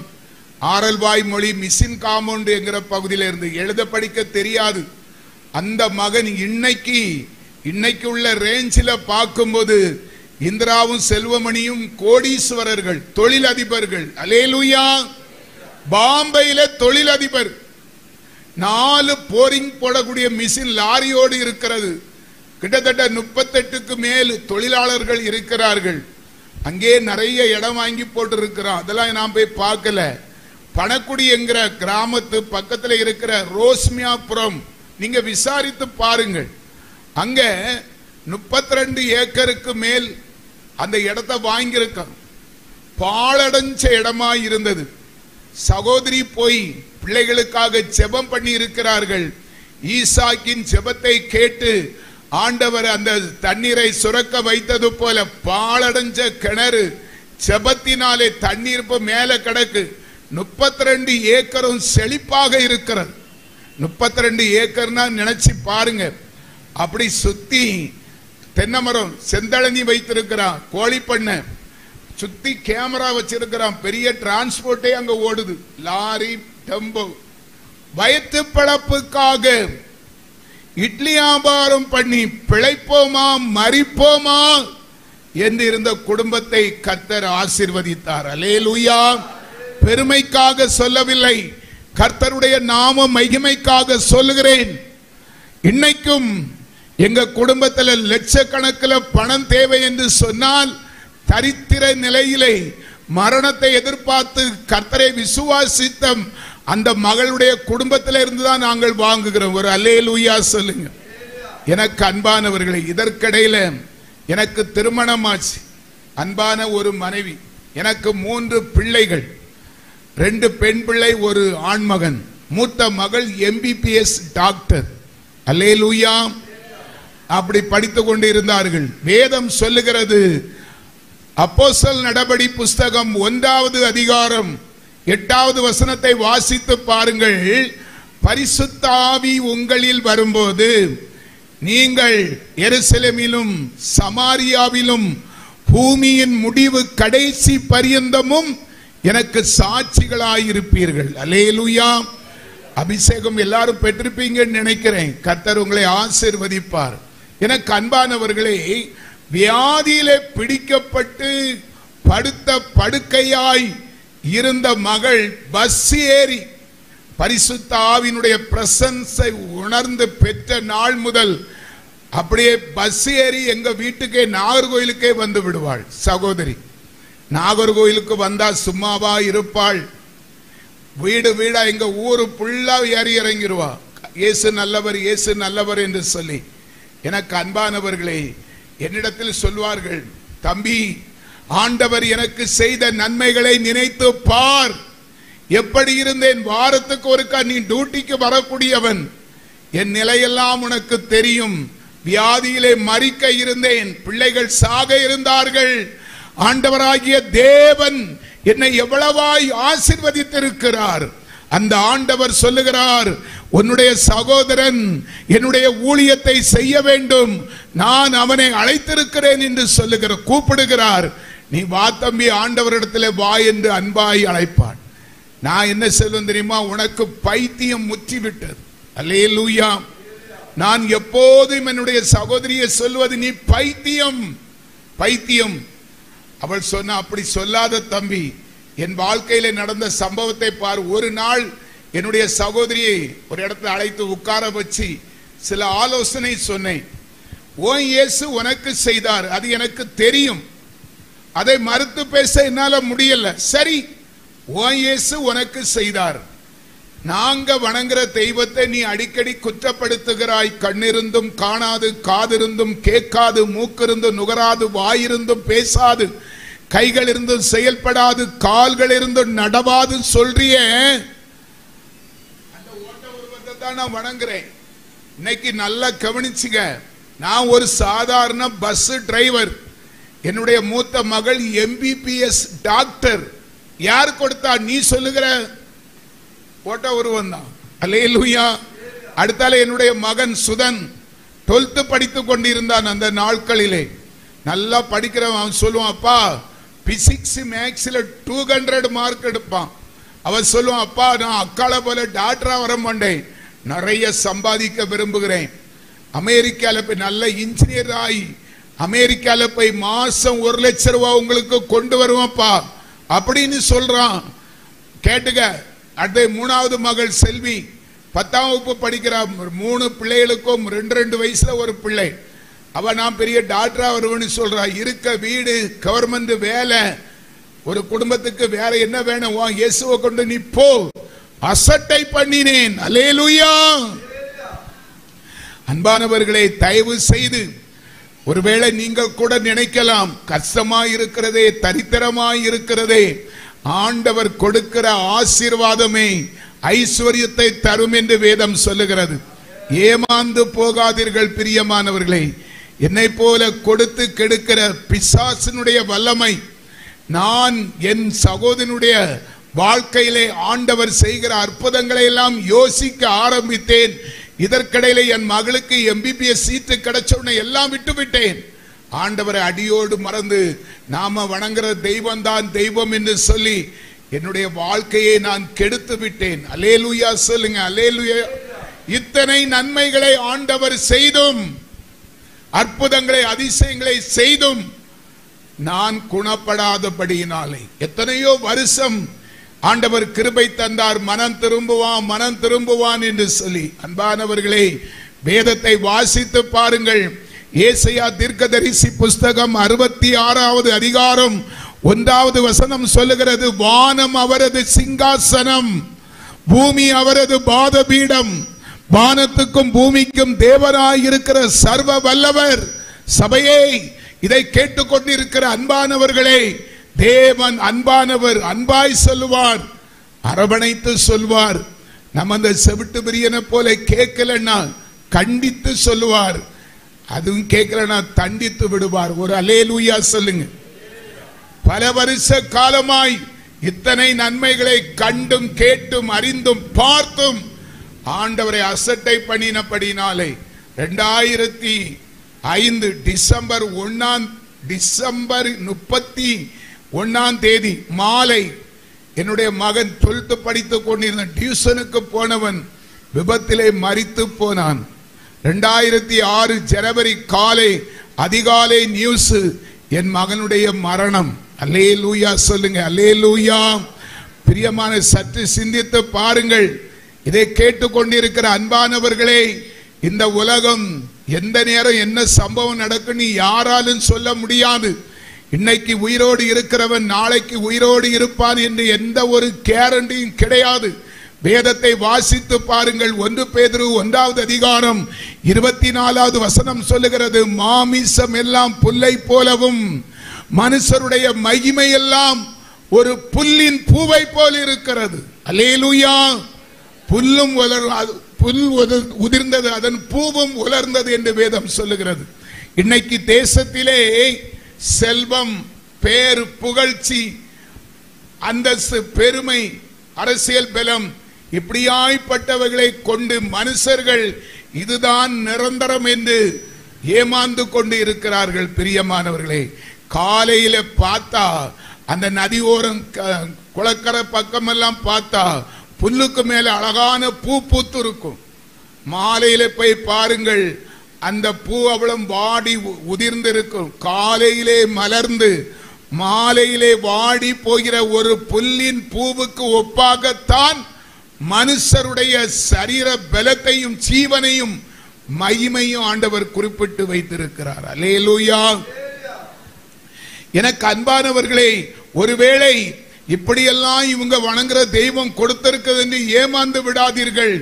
வேதத்தை வாசித்து பாருங்கள். 1 கொரிந்தியர் 15வது அதிகாரம் 19வது வசனம் சொல்லுகிறது, இன்மைக்காக மாத்திரம் தேவனிடத்தில் நம்பிக்கை வைக்கிறவர்கள் பிரஜாதி மக்களை காட்டிலும் பரிதவிக்கப்பட்டவர்களாய் இந்த உலகம் அழிவுக்கு நேராக வைக்கப்பட்டு இருக்கிறது. நிரந்தரமற்ற உலகம், நிம்மதியான ஒரு நிரந்தரமான உலகம், பரலோக ராஜ்யம். எல்லா மார்க்கத்திலும் சொல்லுவார்கள் சொர்க்கம் நரகம் என்று, நாம சொல்லுகிறோம் பரலோகம் பாதாளம் என்று சொல்லுகிறோம். எல்லா மார்க்கத்தாரும் நம்பக்கூடிய ஒரு ஸ்தலம். சொற்ப நாள் வாழ்ந்து அல்லேலூயா மரணத்தை சந்திக்கிற நம்முடைய ஆத்துமா தப்புவிக்கப்பட வேண்டும் என்றால் அதற்கு ஆதாரமாய் இருக்கிற ஒரே ஒரு ஆதாரம் கிறிஸ்து மாத்திரமே. வேதத்தை வாசித்து பாருங்கள். அப்போஸ்தலர் நடபடி புஸ்தகம் 4வது அதிகாரம் 12வது வசனத்தை வாசிங்க பார்க்கலாம். அப்போஸ்தலர் 4:12 வாசிக்க கேட்போம். சீக்கிரம் வாசிங்க. இயேசுவாலே அன்றி வேற ஒருவராலும் ரட்சிப்பு இல்லை, நாம் ரட்சிக்கப்படும்படிக்கு வானத்தின் கீழையும் தேவனுடைய இயேசு கிறிஸ்துவின் நாமமே அன்றி வேறொரு நாமமும் கட்டளையிடப்படவில்லை. அல்லேலூயா சொல்லுங்க. நம்ம அதை குறித்து கடைசியாக பேசலாம். பிரியமானவர்களே, எனக்கு சமயம் போதாது. நான் யாருடைய பாஸ்டர்ட்ட சொல்லி இருந்தேன், அல்லேலூயா நான் எப்படி முடிச்சு செய்தி கொடுக்க போறேன்னு தெரியல. சரி, கர்த்தர் நல்லவர். எனக்கு அன்பானவர்களை, நிலை கொலைந்து போனோம். மகனுடைய மரணம், மகள் MBBS என்று இருமாப்பிலே இருந்து நம்ம தெய்வம் இப்படியெல்லாம் செய்கிறது என்று சொல்லி எங்கள் இருமாப்பெல்லாம் ஒரே நாள் இரவுக்குள்ளே அழிந்து விட்டது. அவன் எப்படி செத்தான், அவன் சாவுக்கு காரணம் என்ன என்பதை நாளைக்கு என்னுடைய மனைவி அவளுக்கு ஆண்டவர் கொடுத்த கிருபையை சாட்சியாய் சொல்லுவாள். அல்லேலூயா சொல்லுங்க. நம்ம இப்ப அந்த சைடு போனா சமயத்துக்கு முடிக்க முடியாது.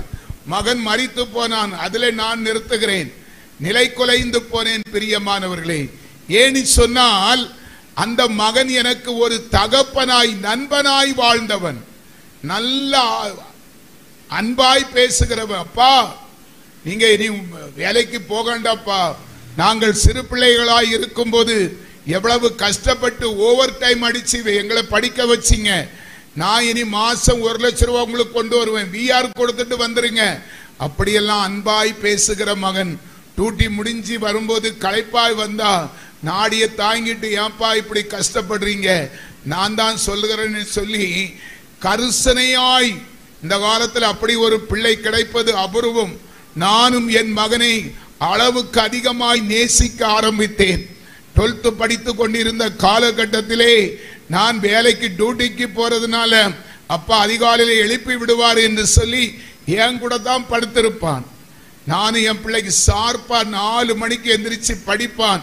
அப்படி அவன் படிக்கும் போது டயர்ட்னஸ் வந்துடக்கூடாது என்று சொல்லி குளுக்கோஸ் வாங்கிட்டு வந்து அப்படியே இளநீல போட்டு கலக்கி கொடுப்பேன். அன்பானவர்களை, ஒவ்வொரு நாளும் உள்ளங்கை அளவு பாதாம் பருப்பு, பிஸ்தா பருப்பு வாங்கி கொடுப்பேன். தேனு, ஒரிஜினல் தேனு வாங்கிட்டு வந்து அப்படியே பேர்த்தம்பளம் போட்டு ஊற போட்டு கொடுத்து பார்த்து பார்த்து வளர்த்த என் மகனுடைய மரணம் என்னை அப்படியே நிலை கொலைய செய்தது. எனக்கு அன்பானவர்களை, நாளைக்கு அவள் சாட்சி சொல்லுவாள். 3 நாள் நான் வீட்டில் சிறை வைக்கப்பட்டேன். காரணம், சுதன் இல்லாத உலகத்திலே வாழவே கூடாது என்பதை நான் தீர்மானித்துக் கொண்டிருந்தேன். என்னுடைய குணம் என் மனைவிக்கு தெரியும். ஒரு காரியத்தை செய்ய நினைத்தால் வைராக்கியமாய் செய்வது என்னுடைய பிறவி குணம். சுதன் மரித்து விட்டான், நம்மளும் இந்த உலகத்தில் இருக்கக்கூடாது என்கிற நிலையை பார்த்து என்னுடைய மனைவி இந்த துட்டிக்கு வந்தவங்கிட்டெல்லாம் சொந்தக்காரங்கிட்டெல்லாம் சொல்லி அவர்களை வெளியே விட்டுறாதீங்க, எங்கேயாவது விழுந்து தற்கொலை செய்து விடுவார்கள் என்று சொல்லி என் மனைவியுடைய நிலைமை ரொம்ப பரிதாபம். மரித்து போன மகனுக்கு அழுவாளா, இல்ல நான் சாகத்தான் போறேன் என்று பிடிவாதம் பிடிக்கிற புருஷனுக்கு அழுவாளா? அவள் நிலை பயங்கரம். 3 நாள் வீட்டு காவலிலே வைக்கப்பட்டேன். 3ஆம் நாள் நடு சாமம் இருக்கும். பிரியமானவர்களே, ஏற்கனவே ஸ்டோன் பிரச்சனை எனக்கு உண்டு. சரியா தண்ணி ஆகாரம் ஒன்னும் குடிக்காததுனால அப்படியே யூரின் போகாம யூரின் லாக்காய் அப்படியே வயிறு அடி வயிறு தரிப்பு, பயங்கரமான வலி, நடு சாமம். அப்படி என்னால காலை எடுத்து எட்டி வைக்க முடியாது. அப்படி போய் குன்னி போய் நிக்கிறேன். என் மனைவி வந்து பார்த்தாள், ஏன் இப்படி நிக்கிறீங்க, உங்களுக்கு என்ன ஆச்சு, வாருங்கள் ஆஸ்பத்திரிக்கு போவோம் என்று கூப்பிட்டாள். எனக்கு அன்பானவர்களை, நான் சொன்னேன், என்னை வீட்டு காவலில் வைத்திருக்கிறாய், பட்டினி கடந்து சாவை, என் சாவை ஒருவரும் தடை செய்ய முடியாது, நான் மரிப்பது நிச்சயம் என்று சொன்னேன். பாவம், என்னுடைய மனைவி என் காலை பிடிச்சி அழுதார். நானும் உங்களோடு மரிப்பதற்கு ரெடியா இருக்கிறேன், ஆனால் நமக்கு இன்னும் 2 பெண் பிள்ளைகள் இருக்கிறார்கள். நாம மரித்து போனால் நம்முடைய பிள்ளைகளை அனாதை என்று சொல்லுவார்கள், எப்படி இருக்கும் யோசித்து பாருங்கள். இன்னும் சொன்னால் நம்மளோடு நம்ம பிள்ளைகளையும் கொலை செய்ய முடியுமா? இந்து, என் மகளுக்கு இந்துன்னு பேர் வச்சிருக்கிறேன். அந்த மார்க்கத்தில் அவ்வளவு ஒரு தீவிரவாதியாய் இருந்தேன். இந்து மகள் MBBS படிப்பதற்கு எவ்வளவு கஷ்டப்பட்டு படிச்சு பட்டம் வாங்கி இருக்கிறாள். அந்த மகளை கொலை செய்ய முடியுமா? நீங்கள் 3வது பிள்ளை, கடைசி பிள்ளை, செல்ல பிள்ளை என்று மார்பிலும் தோளிலும் போட்டு வளர்த்த மகளை கொலை செய்ய முடியுமா? நீங்க இல்லைன்னா நாங்க எப்படி பிழைப்போம் என்று சொல்லி காலை பிடித்து கதறினாள். பிரியமானவர்களே, நான் சொன்னேன், கனகம், நீங்க பிழைப்பியலோ இருப்பியலோ எனக்கு தெரியாது, என் மகனுடைய ஞாபகம் என் கண்களுக்கு முன்னவே இருக்கிறது, அவனை மறந்து நான் உயிர் வாழ்ந்துவிடவே மாட்டேன் என்று சொல்லி பிடிவாதமாயிருந்தேன். என்னுடைய மனைவி நல்லவள் தான். ஆனால் பிரியமானவர்களே, எங்க வீட்டுக்கு முன்னாலே இருக்கிற ஆதிபராசக்தி கோயிலுக்கு பாத பூஜை செய்கிறவள் என்னுடைய மனைவி. சென்னை மேல்மருவத்தூர் என்கிற கோயில்ல உள்ள பராசக்தி கோயில் குமரி மாவட்டத்தின் தலைமை பீடம் என் வீட்டுக்கு முன்னால தான் இருக்கிறது. அந்த கோயிலுக்கு, பராசக்தி கோயிலுக்கு பாத பூஜை செய்கிறவள் என்னுடைய மனைவி.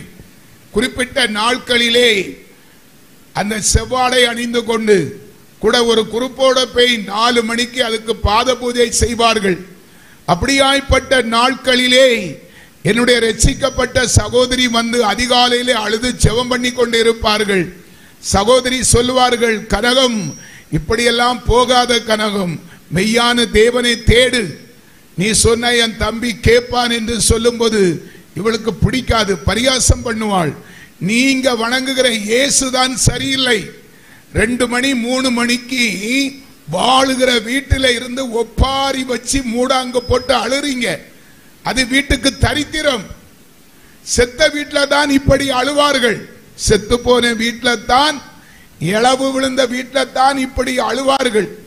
நீங்கள் தினமும் எங்க வீட்டுக்கு வந்தா அதிகாலை 2 மணிக்கே ஒப்பாறு வச்சு அழுறீங்க, யாரு செத்து போனா, இது தரித்திரம் அல்லவா என்று சொல்லி என்னுடைய சகோதரியை என் மனைவி வேதனைப்படுத்துவாள்.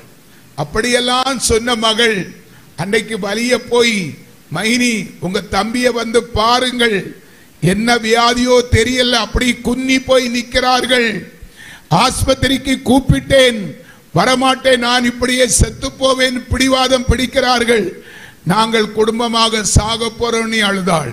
அல்லேலூயா சொல்லுங்க. என்னுடைய சகோதரி என் நிலையை வந்து பார்த்தாள்.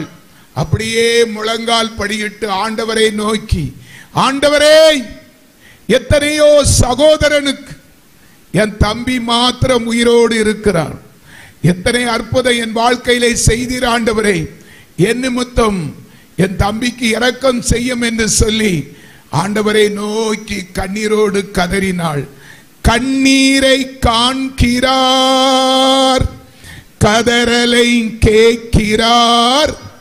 உன் கண்ணீரை காண்கிறார், உன் கதறலை கேட்கிறார்.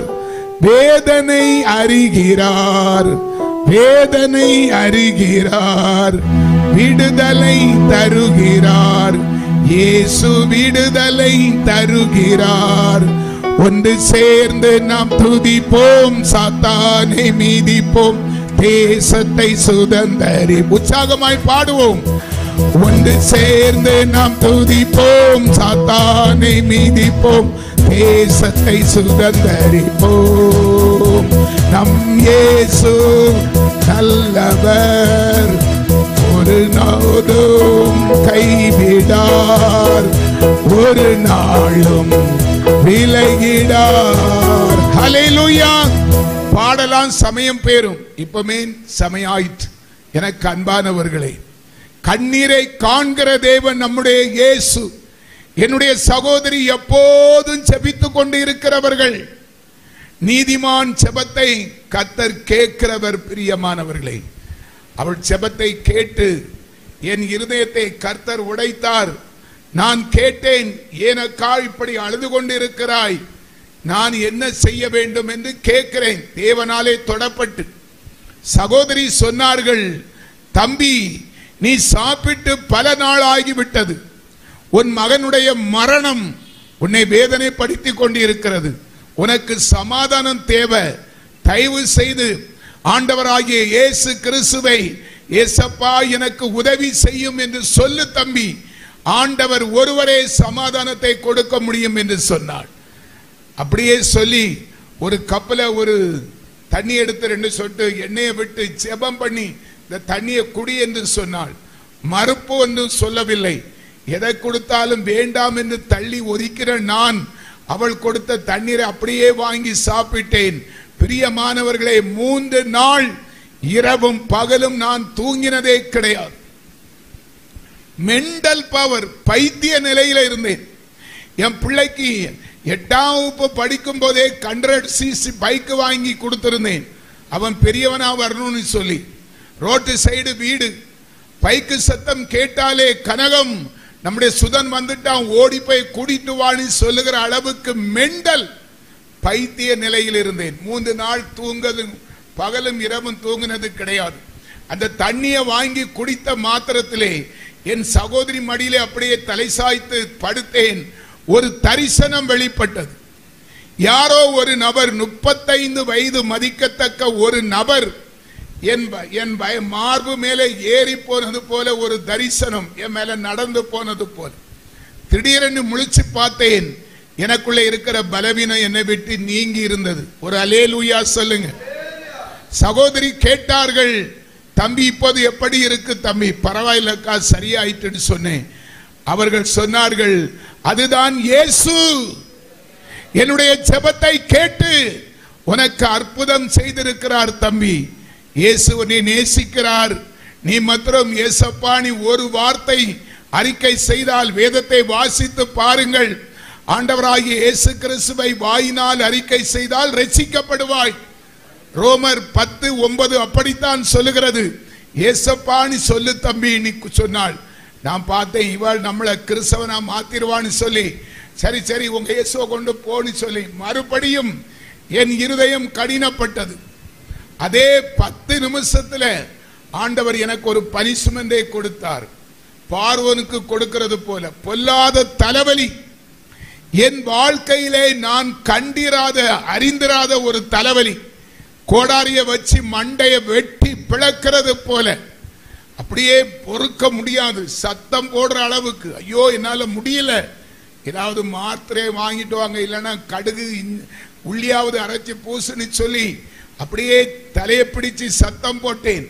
என் சகோதரி சொன்னார்கள், தம்பி நீ இப்படியெல்லாம் சத்தம் போட வேண்டிய அவசியம் இல்லை, ஆண்டவர் உன்னை சோதிக்கிறார், ஏசப்பா நீ சொல்லு தம்பி என்று சொல்லி என் முதுகை தடவி கொடுத்து கொண்டே, ஏசப்பாணி சொல்லு புள்ளோ, ஏசப்பாணி சொல்லு தம்பி என்று சொல்லி என்னுடைய சகோதரி பின்னாலே என் முதுகை தடவி கொடுத்தே வந்தார்கள். கையை தட்டிவிட விலகல. அவள் இடைவிடாமல் ஏசப்பா சொல்லு தம்பி, ஏசப்பா நீ சொல்லு புள்ளவனு சொன்னதினால அந்த இயேசு என்கிற வார்த்தை, அந்த ஜீவன் உள்ள வார்த்தை என்னை அறியாமல் அவள் இடைவிடாமல் இயேசு ஏசப்பான்னு சொன்னதினால இயேசு என்கிற வார்த்தை இந்த முட்டாளின் அடிவயத்திலிருந்து வாயிலே புறப்பட்டது. அல்லேலூயா சொல்லுங்க. இயேசுவின் நாமம் இனிதான நாமம், இணையில்லா நாமம், இன்ப நாமம். எங்கள் இயேசுவின் நாமம் இனிதான நாமம், இணையில்லா நாமம், இன்ப நாமம். பாவத்தை போக்கும், பயம் அதை நீக்கும், பரம சந்தோஷம் பக்தர் கழிக்கும். பாவத்தை போக்கும், பயம் அதை நீக்கும், பரம சந்தோஷம் பக்தர் கழிக்கும். இயேசுவின் நாமம் இனிதான நாமம், இணையில்லா நாமம், இன்ப நாமம். எங்கள் இயேசுவின் நாமம் இனிதான நாமம், இணையில்லா நாமம், இன்ப நாமம். ஹல்லேலூயா. அந்த நாமம் உலகத்திலே வெற்றி சிறந்த ஜீவனுள்ள மகத்துவமுள்ள நாமம் இயேசுவின் நாமம். இயேசு என்கிற ஒரு வார்த்தை வெளிப்பட்ட மாத்திரத்தில் என்ன நடந்தது தெரியுமா? சடுதியாயினுடைய தலைவலி அப்படியே அரெஸ்ட் ஆனது. அது மாத்திரமல்ல பிரியமானவர்களே, என் இருதயத்திலே என் மகனுடைய இழப்பை கண்டு நடுங்கி வேதனையோடு இருந்த என் இருதயத்திலே ஒரு தெய்வீக சமாதானம் இறங்குகிறதை நான் ஆவிலே உணர்ந்தேன். அல்லேலூயா சொல்லுங்க. அப்பதான் சிந்தித்தேன், நமக்கு என்ன சம்பவம் நடந்தது? இயேசுனித்தான ஒரு வார்த்தை சொன்னோம். அந்த இயேசுனி சொன்ன வார்த்தையின் சடுதியிலே தலைவலி அப்படியே நின்று விட்டதே. உள்ளத்துக்குள்ளே பிள்ளை நினைக்க முடியலே, ஒரு சமாதானம் இறங்கிக் கொண்டே இருக்கிறதே. இயேசு இவ்வளவு வல்லவரா? இயேசு, அந்த இயேசு என்கிற வார்த்தைக்கே இவ்வளவு மகத்துவம் இருக்கிறதே. அதான் நம்முடைய சகோதரி உட்பட கிறிஸ்தவர்கள் எல்லாம் இயேசுவை தேடுகிறார்களோ, இயேசு இவ்வளவு நல்லவரா வல்லவரா? ஆனால் எனக்கு அடுத்தால ஒரு சிந்தனை வந்தது. இயேசு, நான் பொல்லாங்கன், பரிசுத்த வேதத்தை கிழித்திருக்கிறேன். அன்பானவர்களே, என்னோடு பணி செய்கிற கண்ட்ரைட்டு கோயம்பேடு பஸ் ஸ்டாண்ட்ல சாப்பாடு வாங்கி வை, நான் குளிச்சுட்டு வாரேன்னு சொல்லி குளிக்க போயிட்டு வரும்போது அவன் சாப்பாடு வாங்கி வைக்க மறந்து பைபிள் படிச்சுட்டு இருந்தான். அவன் ஒரு கிறிஸ்தவன். 10 மணினா பிளாட்பார கடையை போட்டிருவாங்க. அங்க கேண்டீன்ல மத்தியானம் 1 மணிக்கு தான் சாப்பாடு. அப்ப காலில் பசியோடு தூங்க முடியாது. அடுத்தால ட்ரிப் எடுக்கணும், நார்வேயில் வண்டி ஓட்டணும். எனக்கு மிகுந்த கோபத்தில் போய், நாம் பசியோடு உனக்கு சாப்பாடு எனக்கு வாங்கி வைக்க சொன்னா என்னை விட உனக்கு பைபிள் முக்கியமானு சொல்லி அவன் கையில இருந்த பைபிளை பிடித்து 2ஆக கிழித்து அவன் முகத்திலே எறிந்தவன் நான். துஷ்டன், துன்மார்க்கன், வேதத்தை கிழித்திருக்கிறேன், ஊழியக்காரர்களை அடித்திருக்கிறேன், தேவ நாமத்தை பகிரங்கமாய் தூசித்திருக்கிறேன். ஆனால் இயேசு என்னையும் நேசிக்கிறாரே. இயேசு நீ சொன்ன ஒரு வார்த்தையிலே இவ்வளவு சமாதானம் கொடுக்கிறாரே. இவ்வளவு பெரிய இயேசு நல்லவராய் இருக்கிற தேவனையாய், இந்த இயேசுவையாய் நான் வெறுக்கிறேன், நான் விரோதிக்கிறேன் என்று சொல்லி கர்த்தர் நல்லவர் என்பதை ருசிக்க ஆண்டவர் எனக்கு உதவி செய்தார். ஒரு அல்லேலூயா சொல்லுங்க. இயேசு கிறிஸ்துவை குறித்து யாரும் எனக்கு கற்றுக் கொடுத்தது கிடையாது. பைபிள் கிளாஸ் போனது கிடையாது. நல்ல அறிவும் கிடையாது. கர்த்தரே எனக்கு ஞானத்தை கொடுத்திருக்கிறார். ஆண்டவரை அறிகிற அறிவையும், சுவிசேஷ அறிவிக்க கிருபையும், வசனத்தை தியானிக்கிற யோசனையும் அவரே எனக்கு அருளி அந்நாள் தொட்டு இந்நாள் வரைக்கும் தேவன் என்னை வல்லமையாக பயன்படுத்துகிறார். எனக்கு அன்பானவர்களே, அந்த நல்லவர், அந்த இயேசு எனக்குள்ளே வந்த பிறகு கோர்வையாய் எனக்கு ஆரம்பத்தில் செபிக்க தெரியாது. என் மகனுடைய நினைப்பு எனக்கு வரும்போதெல்லாம் தலைவலி அப்படியே வரும். தலைவலினா பயங்கரமா இருக்கும். தலை வெண்ணு தெரிக்கும், கண்ணது நீர் வரும். அப்போதெல்லாம் என்ன செய்வேன் தெரியுமா? இயேசு இயேசு இயேசு திரும்ப திரும்ப சொல்லுவேன். ஆண்டவர் என்னை சுகப்படுத்தினார். இதுதான் என்னுடைய ஆரம்ப ஜெபம். அன்பானவர்களே, சமயம் ஆகிவிட்டது. அன்பானவர்களே, என் மகன் மரித்து 75 நாட்கள் ஆகியிருந்தது. ஆண்டவருக்குள் திடப்பட்டேன். சமாதானம் பெற்றுக்கொண்டபடியினாலே டியூட்டிக்கு போகலாம் என்று சொல்லி அன்பான என் மகன் மரித்து 75 நாள் கழித்து முதல் முறையாக நான் பணிக்கு திரும்பினேன். அன்னைக்கு எனக்கு கொடுத்த பணி சிவகாசி வண்டி. 6 மணிக்கு வடசேரி பஸ் ஸ்டாண்ட்ல இருந்து புறப்படும். 5:15 மணிக்கு பஸ் ஸ்டாண்ட் டிப்போல இருந்து வண்டி எடுக்கணும். வண்டி எடுப்பதற்காக கிட்ட போறேன். தலைவலி வந்து விட்டது. அந்த தலைவலி வந்தா சுய புத்தியே இருக்காது. எப்படி வண்டி ஓடணும் தெரிய, கண்ணிலிருந்து நீரா வரும், எங்க நிக்கனே தெரியாது. வந்தது தலைவலி. எனக்கு ஒன்றும் புரியல. ஆனால் லீவு எடுப்பதற்கு எங்களுக்கு ஒரு கண்ட்ரோலர் போட்டிருப்பார்கள். என் மனசுல யாருக்கிட்டையும் போய் உதவி கேட்க மனசு இல்லை. தலைவலி வந்தோன்னு அப்படியே நிக்கிறேன், யோசிக்கிறேன், இப்ப என்ன செய்யலாம்? அன்னைக்கு ஆண்டவர் உதவி செய்தாரே. இயேசுனிதான ஒரு வார்த்தை சொன்னோம், ஆண்டவர் அற்புதம் செய்தாரே என்று மனசிலே நினைத்து கொண்டு அந்த பஸ்ஸுக்கு முன்பாக மெல்ல போய் அந்த மெர்க்குரி லைட்ல அந்த பஸ் நிக்குது, புது பஸ். காலையில 5:15 மணி. எனக்கு அன்பானவர்களே, எல்லாருக்கும் தெரியும் அதிகாலை 5 மணின்னு சொன்னா டிப்போல பஸ் எல்லாம் ஆப்ரேட் ஆகக்கூடிய நேரம். டவுன் பஸ், மப்சல் பஸ் எல்லாம் ஆப்ரேட் ஆகும். டிரைவர், கண்டக்டர் இருப்பார்கள், மெக்கானிக்கல் இருப்பார்கள், கார் வாஷ் பண்ற சகோதரர் இருப்பான். எல்லாரும் பார்த்து கொண்டு இருந்திருப்பார்கள். நான் மனிதரை பார்க்கவில்லை. சபையை கவனித்து கேளுங்கள். நான் மனிதரை பார்க்கவில்லை. துஷ்டன் தான், துன்மார்க்கன் தான், வேதத்தை கிழித்தவன் தான், ஆண்டவரை தூசித்தவன் தான். ஆனால் கர்த்தர் எவ்வளவு நல்லவர் என்பதை ருசித்ததுனால என் மனசுல எந்த சிந்தனையும் இல்லாதபடி அந்த பஸ்ஸுக்கு முன்பாக போய் 2 கரங்களையும் வானத்துக்கு நேராக உயர்த்தி வேதத்திலே வாசிப்போம். சங்கீதத்தின் புஸ்தகம் 77வது சங்கீதம் 3வது வசனம் சொல்லுகிறது, சங்கீதக்காரன் தாவீது கர்த்தரை நினைத்த போது அலறினான். அப்படித்தான் இருக்கும். அதுல 2 கரங்களை வானத்துக்கு உயர்த்தி இயேசு அப்பா என்று சொல்லி நான் கூப்பிடவில்லை, அலறினேன் உள்ளத்தின் ஆழத்திலிருந்து. அல்லேலூயா சொல்லுங்க. சங்கீதத்தின் புஸ்தகம் 18வது சங்கீதம் 6வது வசனம் சொல்லுகிறது, நெருக்கத்திலே கர்த்தரை நோக்கி கூப்பிட்டேன், தமது ஆலயத்திலிருந்து என் சத்தத்தை கேட்டார். அல்லேலூயா. நெருக்கத்திலே உம்மை அழைத்தேன், நெருங்கி உதவி என கழித்து. எல்லாரும் பாடுங்க. நெருக்கத்திலே உம்மை அழைத்தேன், நெருங்கி உதவி என கழித்தீர். திசை கெட்டங்கோ மலைந்திடாமல் தீவிரம் வந்தென்னை தாங்குகின்றீர்.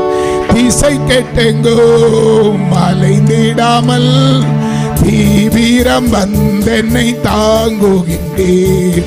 உம்பாதம் பணிந்தேன், என்னாலும் துதியை உம்மை அன்றி யாரை பாடுவேன். ஏசையா உந்தன் அன்பு உள்ளம் பொங்குதே, ஏசையா உந்தன் அன்பு உள்ளம் பொங்குதே. ஹல்லேலூயா. சமயம் ஆயிரும், நெருக்கம் அருங்க. அன்பானவர்களை, கிறிஸ்தவர்களுக்கு என்ன சும்மா விசாலமா இல்ல, நெருக்கம் வரும். உண்மையாய் கூப்பிட்டு பாருங்க. அனுபவிச்சிருக்கிறேன் நான். இன்னொரு வசனத்தை தியானிக்கலாமா? சங்கீதத்தின் புஸ்தகம் 22வது சங்கீதம் 24வது வசனம் சொல்லுகிறது, உபத்திரப்பட்டவனுடைய உபத்திரவத்தை அவர் அற்பமாய் எண்ணாமலும் அருவருக்காமலும் தம்முடைய முகத்தை அவனுக்கு மறைக்காமலும் இருந்து தம்மை நோக்கி கூப்பிடும் போது அவனை கேட்டருளினார். ஒரு அல்லேலூயா சொல்லுங்க. கூப்பிடும் யாவருக்கும் அருகில் இருப்பவரே, கூப்பிடும் யாவருக்கும் அருகில் இருப்பவரே, உண்மையாய் கூப்பிடும் குரல் தன்னை கேட்டு விடுதலை தருபவரே. சொல்லுவோமா? உண்மையாய் கூப்பிடும் குரல் தன்னை கேட்டு விடுதலை தருபவரே, என் இயேசு ராஜா சோத்திரம், என் இயேசு ராஜா சோத்திரம், சோத்திரமே அப்பா சோத்திரமே, உயிருள்ள நாள் எல்லாமே சோத்திரமே அப்பா சோத்திரமே, உயிருள்ள நாள் எல்லாம். ஹல்லேலூயா. நான் கூப்பிடுறேங்க, கவனிங்க. ஆண்டவருடைய அன்பு உங்களுக்கு தெரியுமா? நம்முடைய ஆண்டவருடைய அன்பு உங்களுக்கு தெரியுமா? அவர் சர்வ வல்லமை உள்ள தேவன். ஆனால் அவருடைய பிள்ளைகளாகிய நமக்கு இரக்கம் காட்டுகிற தேவன். நான் ஒரு துஷ்டன், துன்மார்க்கன், ஊழியக்காரரை அடித்திருக்கிறேன், வேதத்தை கிழித்திருக்கிறேன். ஆனாலும் இயேசு அப்பா என்று கூப்பிடும் போது வேதம் சொல்லுகிறது, உபத்திரப்பட்டிருக்கிறேன், உபத்திரப்பட்டேன். அல்லேலூயா. என்னுடைய உபத்திரவத்தை ஆண்டவர் அற்பமா நினைக்கவில்லை. காரணம், அவருடைய படைப்பில் பிறந்த நான், என் தாயின் கருவிலே ஆண்டவர் என்னை தெரிந்து கொண்டிருந்தார். பிரியமானவர்களே, அல்லேலூயா. 49 வயசு வரைக்கும் ஆண்டவருக்கு எதிராய் செயல்பட்ட நான் 49வது வயசில இயேசு அப்பானி கூப்பிட்டதுனால ஆண்டவருக்கு ஒரே சந்தோஷம். என் படைப்பிலே உருவான என்னுடைய மகன் முதல் முறையாக என்னை அப்பாடி கூப்பிடுகிறார். எனக்கு அன்பானவர்களே, சில சகோதரிமாருக்கு திருமணம் நடக்கும், பிள்ளை செல்வங்கள் கால தாமதமாகும். பல வருஷங்களுக்கு பிறகு பிள்ளை கற்பம் தரித்து அது சிசுவாகி உருவாகி வெளிவந்து அம்மா என்று கூப்பிடும் போது அந்த தாய் உள்ளம் எவ்வளவு சந்தோஷப்படும் தெரியுமா? அதே போலத்தான் நம்முடைய ஆண்டவர், நம்முடைய அன்புக்காக ஏங்குகிற தகப்பன், என்னைக்கு என் பிள்ளை என்னை அப்பா என்று அழைப்பான், எந்த மார்க்கத்தாராய் இருந்தாலும் சரி, எந்த ஜாதியாய் இருந்தாலும் சரி, ஆண்டவரை நோக்கி கூப்பிடுகிறவர்களுக்கு அவர் இரக்கம் உள்ளவராயிருக்கு. நான் சாட்சியாயிருக்கிறேன். அவர் என்னை அருவருத்தாரா? வேதத்தை வாசித்து பாருங்கள். உபத்திரப்பட்டவனுடைய உபத்திரவத்தை அவர் அற்பமாய் எண்ணாமலும், அடுத்த சென்டென்ஸ் என்ன சொல்லுது? அருவருக்காமலும். நான் எனக்கு ஆபத்து வரும்போது அப்பானி கூப்பிடுகிறேன். பரலோகத்தில் இருந்து கர்த்தர் கண்ணோக்கி பார்த்திருப்பார். கீழே ஒரு அபய குரல் கேட்கிறது. கூப்பிடுறது யாரு? நாராயண வடிவு. நாராயண வடிவு எப்பேற்பட்டவன்? துஷ்டன், துன்மார்க்கன், ஊழியக்காரர்களை அடித்தவன், வேதத்தை கிழித்தவன், தேவ நாமத்தை தூசித்தவன். அவர் என்னை அருவருக்கலங்க, என்னை அவர் அருவருக்கல. ஐயோ என் மகனே, உனக்கு நான் என்ன செய்ய வேண்டும்? எனக்கு இருக்க பிரச்சனையிலே பார்த்து கூப்பிட்ட சடிதியிலே 49 வயசு கிழவனாய் இருந்த என்னை அவருடைய அபிஷேகத்தினாலே, வல்லமையினாலே என்னை நிரப்பினார். ஒரு அல்லேலூயா. எனக்கு கிடைத்த அபிஷேகம் ராணி தோட்டம் டிப்போல, இல்லாதவைகளை இருக்கிறவைகளை போல செய்கிற தேவன். என் பிள்ளை என்னை நோக்கி கூப்பிடுகிறான், நெருக்கத்தில் இருக்கிறான், நான் உதவி செய்வேன் என்று பரிசுத்த ஆவியானவரை எனக்கு கொடுத்தார். சடுதிக்குள்ளே எனக்குள்ளே இருக்கிற பலவீனம் மாறிட்டு 49 வயசு கிழவனாய் இருந்த நான் 18 வயசு வாலிபனை போல துள்ளி குதித்து அந்த பஸ் ஸ்டாண்டுக்கு ஓட்டி கொண்டு வந்து ஒரு அல்லேலூயா சொல்லுங்க. என்னுடைய சாட்சியை நான் இதுல நிப்பாட்டுறேன். அல்லேலூயா.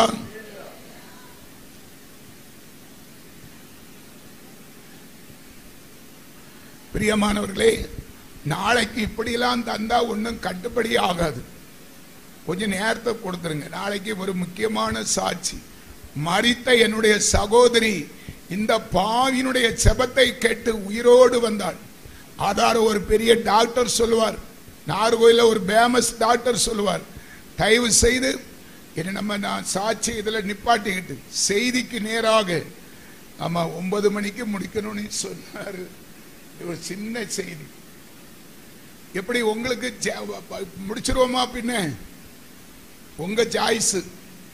உங்க பாஸ்டர் உங்களை ரொம்ப நேசிக்கிறாரு, 8:30 மணிக்கே முடிக்கணும்னு சொன்னார். 8:30 மணிக்கு முடிக்கணும்னு 7:30க்கு தந்தா என்னால ஒன்றும் செய்ய முடியாது.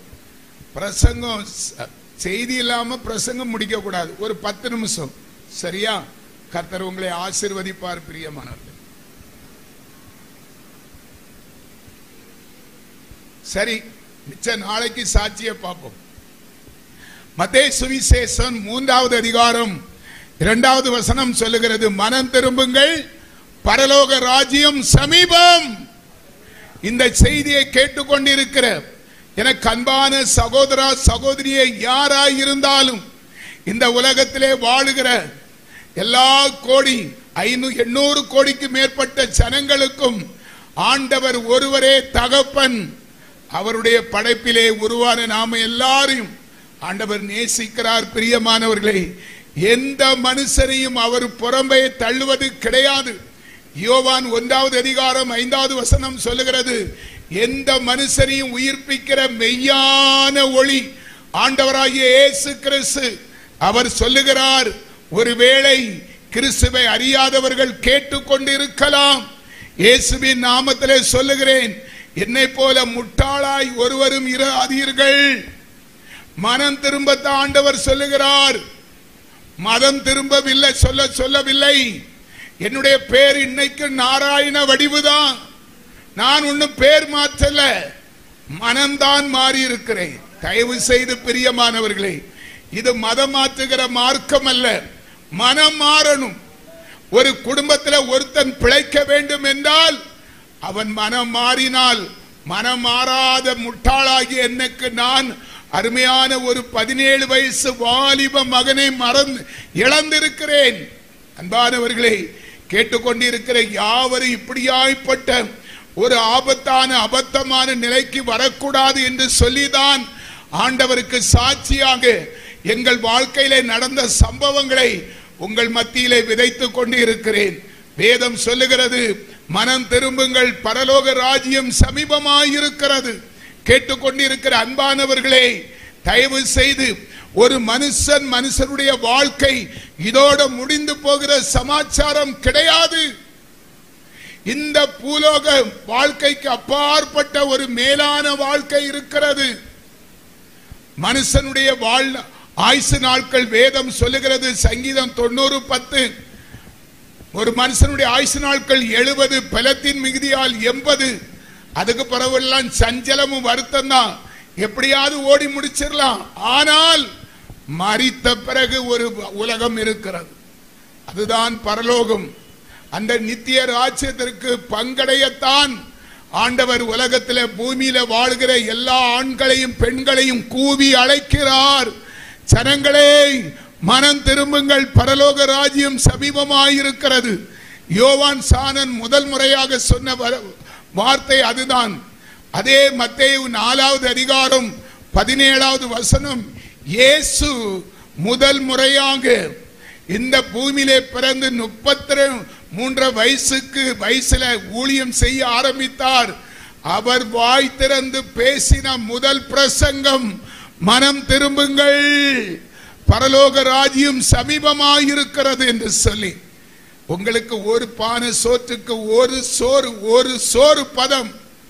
இந்த உலகத்திலே வாழ்ந்த மனம் மாறுவதற்கு, கர்த்தராகிய இயேசு கிறிஸ்துவை சொந்த இரட்சகராய் ஏற்றுக்கொண்டு சுக வாழ்வு வாழ்வதற்கு ஆண்டவர் எத்தனை வருஷம் எனக்கு டைம் கொடுத்தார். எல்லாவற்றையும் அற்பமாக எண்ணினபடினாலே இழக்கக்கூடாத செல்வத்தை, பொக்கிஷத்தை என் மகனை இழந்து தவிக்கிறது போல இந்த உலகத்திலே எந்த ஒரு குடும்பத்துக்கும் வரக்கூடாது என்பதுதான் என்னுடைய ஆதங்கம். பிரியமானவர்களே, தயவு செய்து ஒரு மரணம் ஒரு குடும்பத்துக்கு வந்தால் அந்த குடும்பம் எவ்வளவு ஒரு பாதிப்பை கொண்டு வரும் என்று அந்த வருத்தத்தை நான் ருசித்தவன். அல்லேலூயா சொல்லுங்க, அல்லேலூயா. மார்க் எழுதின சுவிசேஷம் 2வது அதிகாரம் 17வது வசனம் சொல்லுகிறது, பாவிகளை மனம் திரும்பி அழைக்கவே இயேசு கிறிஸ்து உலகத்திலே வந்தார். இந்த உலகத்திலே வாழுகிற எந்த மனுஷனுக்கும் ஏதாவது ஒரு வழியில பாவம் இருக்கும். பாவமற்ற வாழ்க்கை வாழ்ந்து கரைத்திரை பிழையற்றவர்களாக நித்திய ராஜ்யத்திற்கு பங்கடைய வேண்டும் என்று சொல்லிதான் அவர் உலகத்திலே இறங்கி வந்தார், மானிட ரூபமாய். அல்லேலூயா சொல்லுங்க, அல்லேலூயா. லூக்கா எழுதின சுவிசேஷம் 15வது அதிகாரம் 10வது வசனம் சொல்லுகிறது, ஒரு பாவி மனம் திரும்பினால் பரலோகம் சந்தோஷப்படுமா. இந்த பாவி மனம் திரும்பினபடினாலே எனக்கு அன்பானவர்களே, கர்த்தர் எவ்வளவு சந்தோஷப்பட்டார் தெரியுமா? 2 கொரிந்தியர் 7வது அதிகாரம் அதனுடைய 9வது வசனத்தை தயவு செய்து எடுத்தவங்க வாசிங்க பார்க்கலாம். 2 கொரிந்தியர் 7, 9, 10, 11. இப்பொழுது நான் சந்தோஷப்படுகிறேன், நீங்கள் துக்கப்பட்டதற்காக அல்ல, மனம் திரும்புவதற்கு ஏதுவாக துக்கப்பட்டதற்காகவே சந்தோஷப்படுகிறேன். நீங்கள் ஒன்றிலும் எங்களால் நஷ்டப்படாதபடிக்கு தேவனுக்கேற்ற துக்கம் அடைந்தீரே. அல்லேலூயா. என்னை குறித்து என் குடும்பத்தை குறித்து கர்த்தர் சொல்லுகிற வார்த்தை, உலகத்தில் என்ன நடக்குதோ அது அப்படியே பரிசுத்த வேதாகமத்திலே எழுதப்பட்டு அதான் சாட்சி. எனக்கு ஆண்டவர் கொடுத்த கிருபை.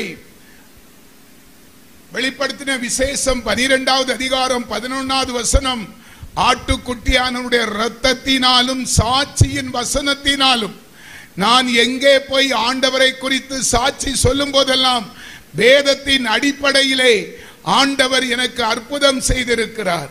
எனக்கு அன்பான தேவ பிள்ளை, வசனம் சொல்லுகிறது, இப்பொழுது நான் சந்தோஷப்படுகிறேன். நான் துக்கப்பட்டதற்காக கர்த்தர் சந்தோஷப்படவில்லை, மனம் திரும்புவதற்கு ஏதுவாக துக்கப்பட்டதற்காகவே கர்த்தர் சந்தோஷப்படுகிறார். என் மகனை இழந்து, அருமையான வாலிப மகனை இழந்து, 17 வயசு மகனை இழந்து நான் துக்கப்பட்டதற்காக கர்த்தர் சந்தோஷப்படுகிறார். ஏன்னா நான் மனம் திரும்பி விட்டேன், ஆண்டவராகிய இயேசுவை ஏற்றுக்கொண்டேன். இல்லாவிட்டால் எங்கள் குடும்பமே தற்கொலை செய்திருக்கும். என் மகனுடைய துக்கத்திலே நாங்கள் தற்கொலை செய்திருப்போம். பிரியமானவர்களே, நாளைய தினத்திலே என் மனைவியுடைய சாட்சியை நீங்க கேட்டு பாருங்கள். மகன் மரித்து போனான், அவனை பார்த்து தற்கொலைக்கு நேராக புறப்பட்டு போன மகளே நீ எங்கே போறா, தற்கொலைக்கா போகிறாய், உனக்கு என்ன பிள்ளைகள் இருக்கிறது தடுத்து நிறுத்தினாரே பாசமுள்ள இயேசு. நாங்கள் அவருக்கு எகென்ஸ்டாவே செயல்பட்டோம். அப்படியாய்ப்பட்ட எங்களை, அல்லேலூயா, சோதரம் சோதரம் வசனம் சொல்லுகிறது, தேவனுக்கேற்ற துக்கம் பின்பு மனசாபப்படுவதற்கு இடமில்லாமல் ரட்சிப்புக்கு எதுவான மனம் திரும்புதல் உண்டாக்குகிறது. லவீக துக்கமோ மரணத்தை உண்டாக்கும். பாருங்கள், நீங்கள் தேவனுக்கேற்ற துக்கம் அடைந்தது உண்டே, அது உங்களிடத்தில் எவ்வளவு ஜாக்கிரதையும் குத்தந்தீரை எவ்வளவு நியாயம் சொல்லுதலையும் எவ்வளவு வெறுப்பையும் எவ்வளவு பயத்தையும் எவ்வளவு ஆவலையும் எவ்வளவு பக்தி வைராக்கியத்தையும் எவ்வளவாய் உண்டாயிருக்கிறது. அல்லேலூயா.